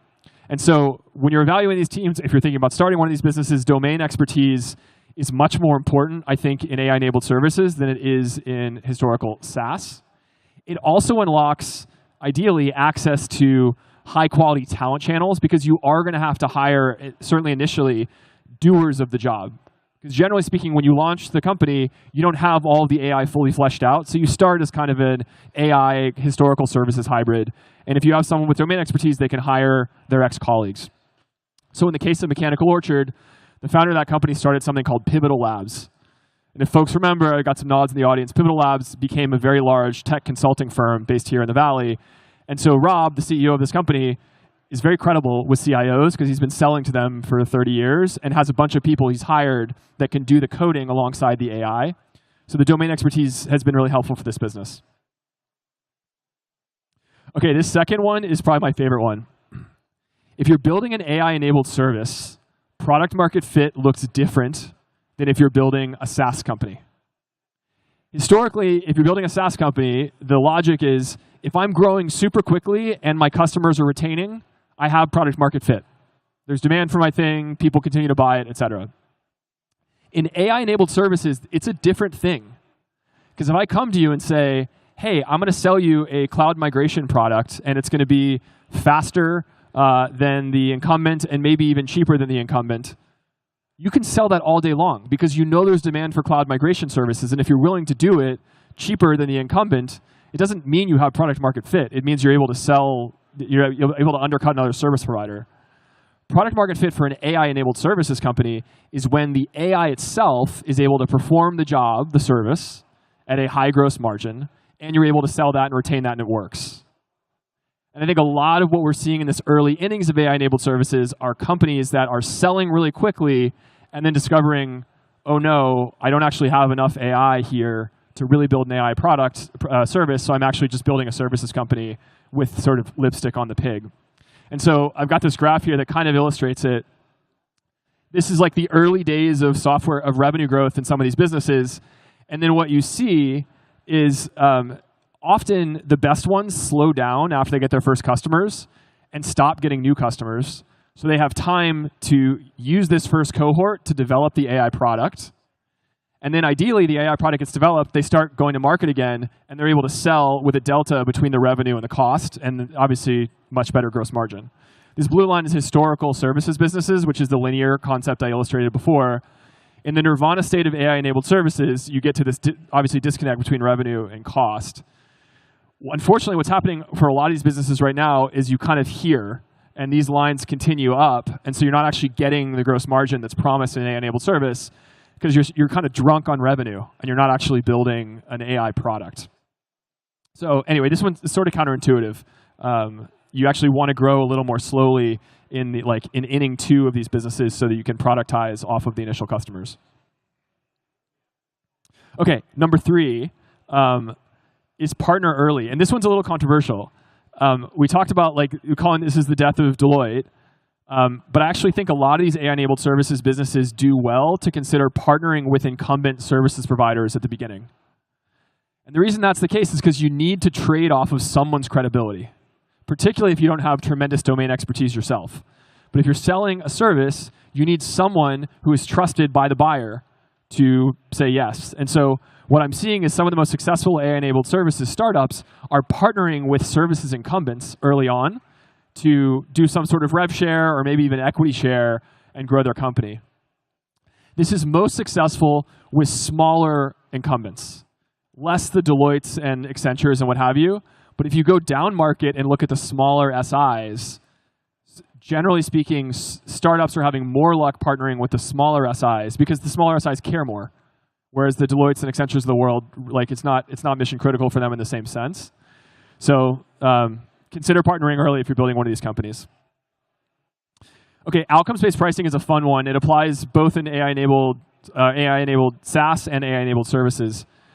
Generally speaking, when you're starting to sell an AI-enabled services product, you don't want to innovate on the pricing model because you're already innovating on the product and the customer's already probably freaked out about that. So my advice is start with whatever the pricing model was, which is often hours-based, labor-based in a services business. And then once you've built trust with your customer and you know enough about your own cost structure and how good your AI is, you can move to outcomes-based pricing. And that's disruptive, where I say, you know what, instead of charging you, on the basis of this audit's going to cost 300 hours and it's going to be 300 times $200, whatever, this is the price, I will guarantee you a fixed rate cost once I complete the audit. And no matter how long it takes me, you're just going to pay me that. I'm obviously betting on myself at that point and the AI to do a really good job, because if it doesn't, then I'm spending a ton of money and have a super low gross margin, sometimes negative gross margin. So I encourage startups to think about doing this, but doing it after you've proven yourself with the initial standard pricing model and you've learned enough about how good your AI is to be able to pull this off. Okay, lastly, it's the demo stupid. And what I mean by that is, this is probably the most common failure mode I've seen with AI-enabled services companies today. You build a service. The service has some AI behind it. At the end of that experience, you're like, hey, buy my thing. Like, I've got all this cool AI. Here's my presentation. I'm showing you all the ways I'm using AI. And the customer says, but where's the product? And you say, I'm the one using the product. Like, I built it, and I'm just selling you a service. I'm going to sell you an outcome. Don't worry, I'm using the product. There's AI behind the scenes. What I've seen over and over again is the buyer still wants to see the AI, even if the buyer themselves never touched the AI. And like, for whatever reason, AI-enabled services founders cannot get this in their heads. I think because it's logical to say, like, don't worry about the AI because I am using it. You are never going to touch it. And often there's no pretty interface that can go towards the outside because it's built for internal consumption. But what I've seen is once these companies build a demo, build a customer-facing UI, even though the customer will never touch it, sales cycles go much, much faster. Because buyers still want to see the AI and the cool whiz-bang thing behind the scenes, even if they themselves are not the ones that are going to be using it. So this is like the easiest possible thing you can do in building one of these things. And if you are evaluating an AI-enabled service, you should ask for the demo. Because it's hard for you to, if someone comes to you and says, hey, I promise I can do your accounting faster and I'll take it all on, before you transfer all of your accounting responsibilities to them, you probably do want to understand the technology they're using, even if you aren't the one that's going to be using it. So I would encourage you to push for a demo, even if there is not one. So anyway, that's it. That's all I had for the presentation. I'm happy to answer any questions folks have on building these companies, failure modes I've seen, things I've seen work, et cetera. So feel free to ask questions if you got them. Yeah. You want to go to the mic just because it's easier?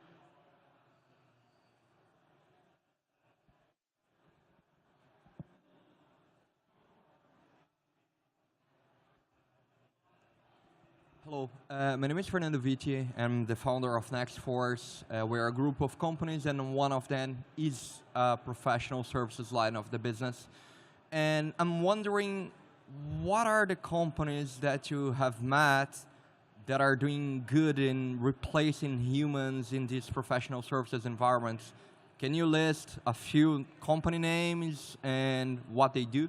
Yeah, sure, for sure. So as I said, it's like work in like month 12 to 18 of these businesses. So I can tell you businesses that have been funded, but like how well they're actually doing is still TBD.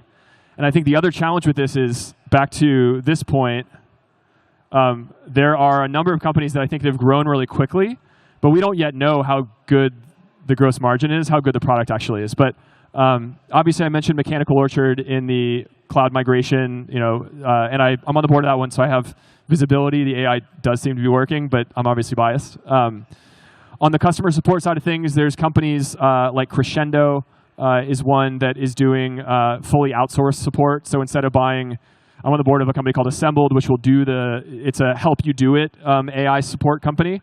There's also do it for you AI support companies that are more like services, where it's a BPO that you've kind of outsourced, if that makes sense.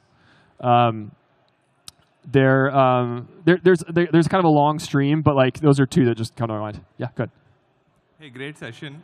I had a question around like how do we think about who do we partner with? And you said the larger companies are facing more of an innovator's dilemma, and the smaller ones are more amenable to change. So if someone is building on basically service as a software, right? How do we think about, like, do you start bottom up? Do you go top down? I know you said bottom up, but can you throw some more light on it? Yeah, for sure. First of all, you use the term service as a software. I really don't like that term. And the reason I don't like that term is I think it's super confusing and doesn't actually say anything. It was coined because it sounds like SaaS, because it has the same alliteration as SaaS. But what does it actually mean, service as software? It doesn't, if you doesn't actually, it kind of breaks your brain to think about what that means, which is why I use the term AI-enabled service, because that's super descriptive and very specific. So anyway, it's a small bugaboo, but words matter. Why go to the smaller SIs versus the bigger SIs? The bigger SIs are going to waste your time, is the like the short answer to it. Every big SI wants to talk to you right now because all of them realize, I mean, I got a cease and desist from Deloitte. So like all of them know this is coming and care, and they're all trying to figure out what to do. So they're talking to every startup. The odds that they are going to partner with you and introduce the customer to you and give you any sort of favorable economics in that process, if they do that, are super low. I just have not seen yet a company succeed in getting an Accenture or Deloitte to be a truly good partner if they're a services business. I've seen it on software, right? If you're like UiPath, yeah, that worked all day long. But this is weirder because you are a services company, so you are competitive with them. So it's more of an awkward context. Whereas if you go down market, these kind of mid-market, if you look at an SI that has like $1 billion in revenue, they're more incentivized. They really need to do something. And it's a little more existential, and they have less time and all the rest of it. So they're more likely to move, is the long and short of it. So that's kind of my take. There's a whole other approach you can consider here, which is buying an incumbent. And that we didn't talk about today, but that's a popular approach. Crescendo, the one I mentioned before, has bought call centers, and then they're trying to inject tech into it. That's like an AI-enabled roll-up strategy, and that's a popular strategy. I think there's challenges to that strategy because you're trying to jam together an ops thing with tech. My own belief is that it's a little bit easier to start with pure startup and go from there, and then partner with one of these more kind of mid-level SIs. Thanks. Yeah. Hi, Jake. It's Daniel. We traded some LinkedIn messages. Yeah, yes. I work at Constellation Software, so there's a lot of questions I actually want to follow up on that around partnering early. Cool. One is, you said avoid the big companies for distribution. This is advice for startups. So one is, how do you identify what's big? Are we too big? I don't think so. Number one, we can help. And number two, what advice do you have for founders when you think about your portcos that have successfully partnered early for distribution with larger companies that already have that customer trust? Yeah. Well, what you guys do is different. So an SI is different than a private equity firm. Use the word roll up, and I was like, ooh. Yeah, yeah, exactly. But like a private equity firm, I have seen it be effective if you can get the private equity firm at the top to mandate that something should be adopted by their full portfolio. That has worked. I've seen it promised more than I've seen it actually delivered, but I have seen it delivered in certain contexts when the portfolio companies, when the private equity firm is super involved in what's going on with the companies. The most successful channel partnerships I've seen in my time in venture were actually with like corporates. So like one that comes to mind is Bill.com, which is a company I'm sure everyone here knows given the CFO thing. So Bill.com had a few years where it wasn't actually going very well. And the thing that helped Bill.com reaccelerate was a partnership with Bank of America. So Bank of America agreed to integrate the product in a bunch of Bank of America's offerings, and that completely changed the trajectory of the business. And they eventually partnered with a bunch of other banks, and that took off. Intact, which is another one that sells into CFOs, which is an ERP company, that one took off when it cracked the accountant channel, when it got accountants to recommend Intact to their customers. And that business ended up taking off, was eventually bought by Sage, and now it's called Sage Intact. So to answer the question, Daniel, in my experience, the most successful partnerships I've seen for startups have been with these like larger corporate incumbents and or individuals that have incentivized to push. I mean, another great one is HubSpot. So HubSpot ended up 40% of its revenue when it went public was through channel partners, and the channel partners were these tiny marketing agencies that were using HubSpot themselves and then selling it to their customers, which is sort of similar to the Intact model. So I guess there's a lot of different approaches one could take, but I'm sure Constellation has a bunch of cool ideas too. I guess my question was a little bit loaded. I used to run BD for Quicken, and one of the biggest concerns about giving exposure to a startup, I'm also a former founder, so I'm trying to double-sided here, which is how do you get that distribution channel to bet on you? Now, I think what's interesting is QuickBooks, Salesforce, they have these existing platforms where you can plug in, where that's part of their ecosystem. But for Bill to work with B of A, and Rene's awesome. He already did PayCycle before, so that helped. Like that's the type of insight I'm curious about that you've seen. Well, there's the top down. There's like the Rene who's like very credible in the space, and so it's going to be easier for him. But at HubSpot, it was just like my wife helped run the program, so I know it fairly well. Yeah, no, but my wife and the people like Pete Caputa and the others that helped run that in the early days, the partnership program for HubSpot, there was no like special. There wasn't like a famous person that knew all the marketing agencies, because like by definition they're super distributed. It's like some random agency in Iowa. It was honestly with them, they created this inbound movement. If you guys remember this in the early days of HubSpot, where like the concept was instead of outbounding everyone, get people to come to you. And so we're going to help you with content creation. Then they created a conference, and it became this like, get all of the marketing agencies in Iowa to come to Boston for this crazy conference with a cool concert and all the rest of it. They created a movement, and then they built this like cool channel partnership. So the exciting thing about BD and channel partnerships is like, you can do them in all sorts of different ways. There is no one-size-fits-all approach.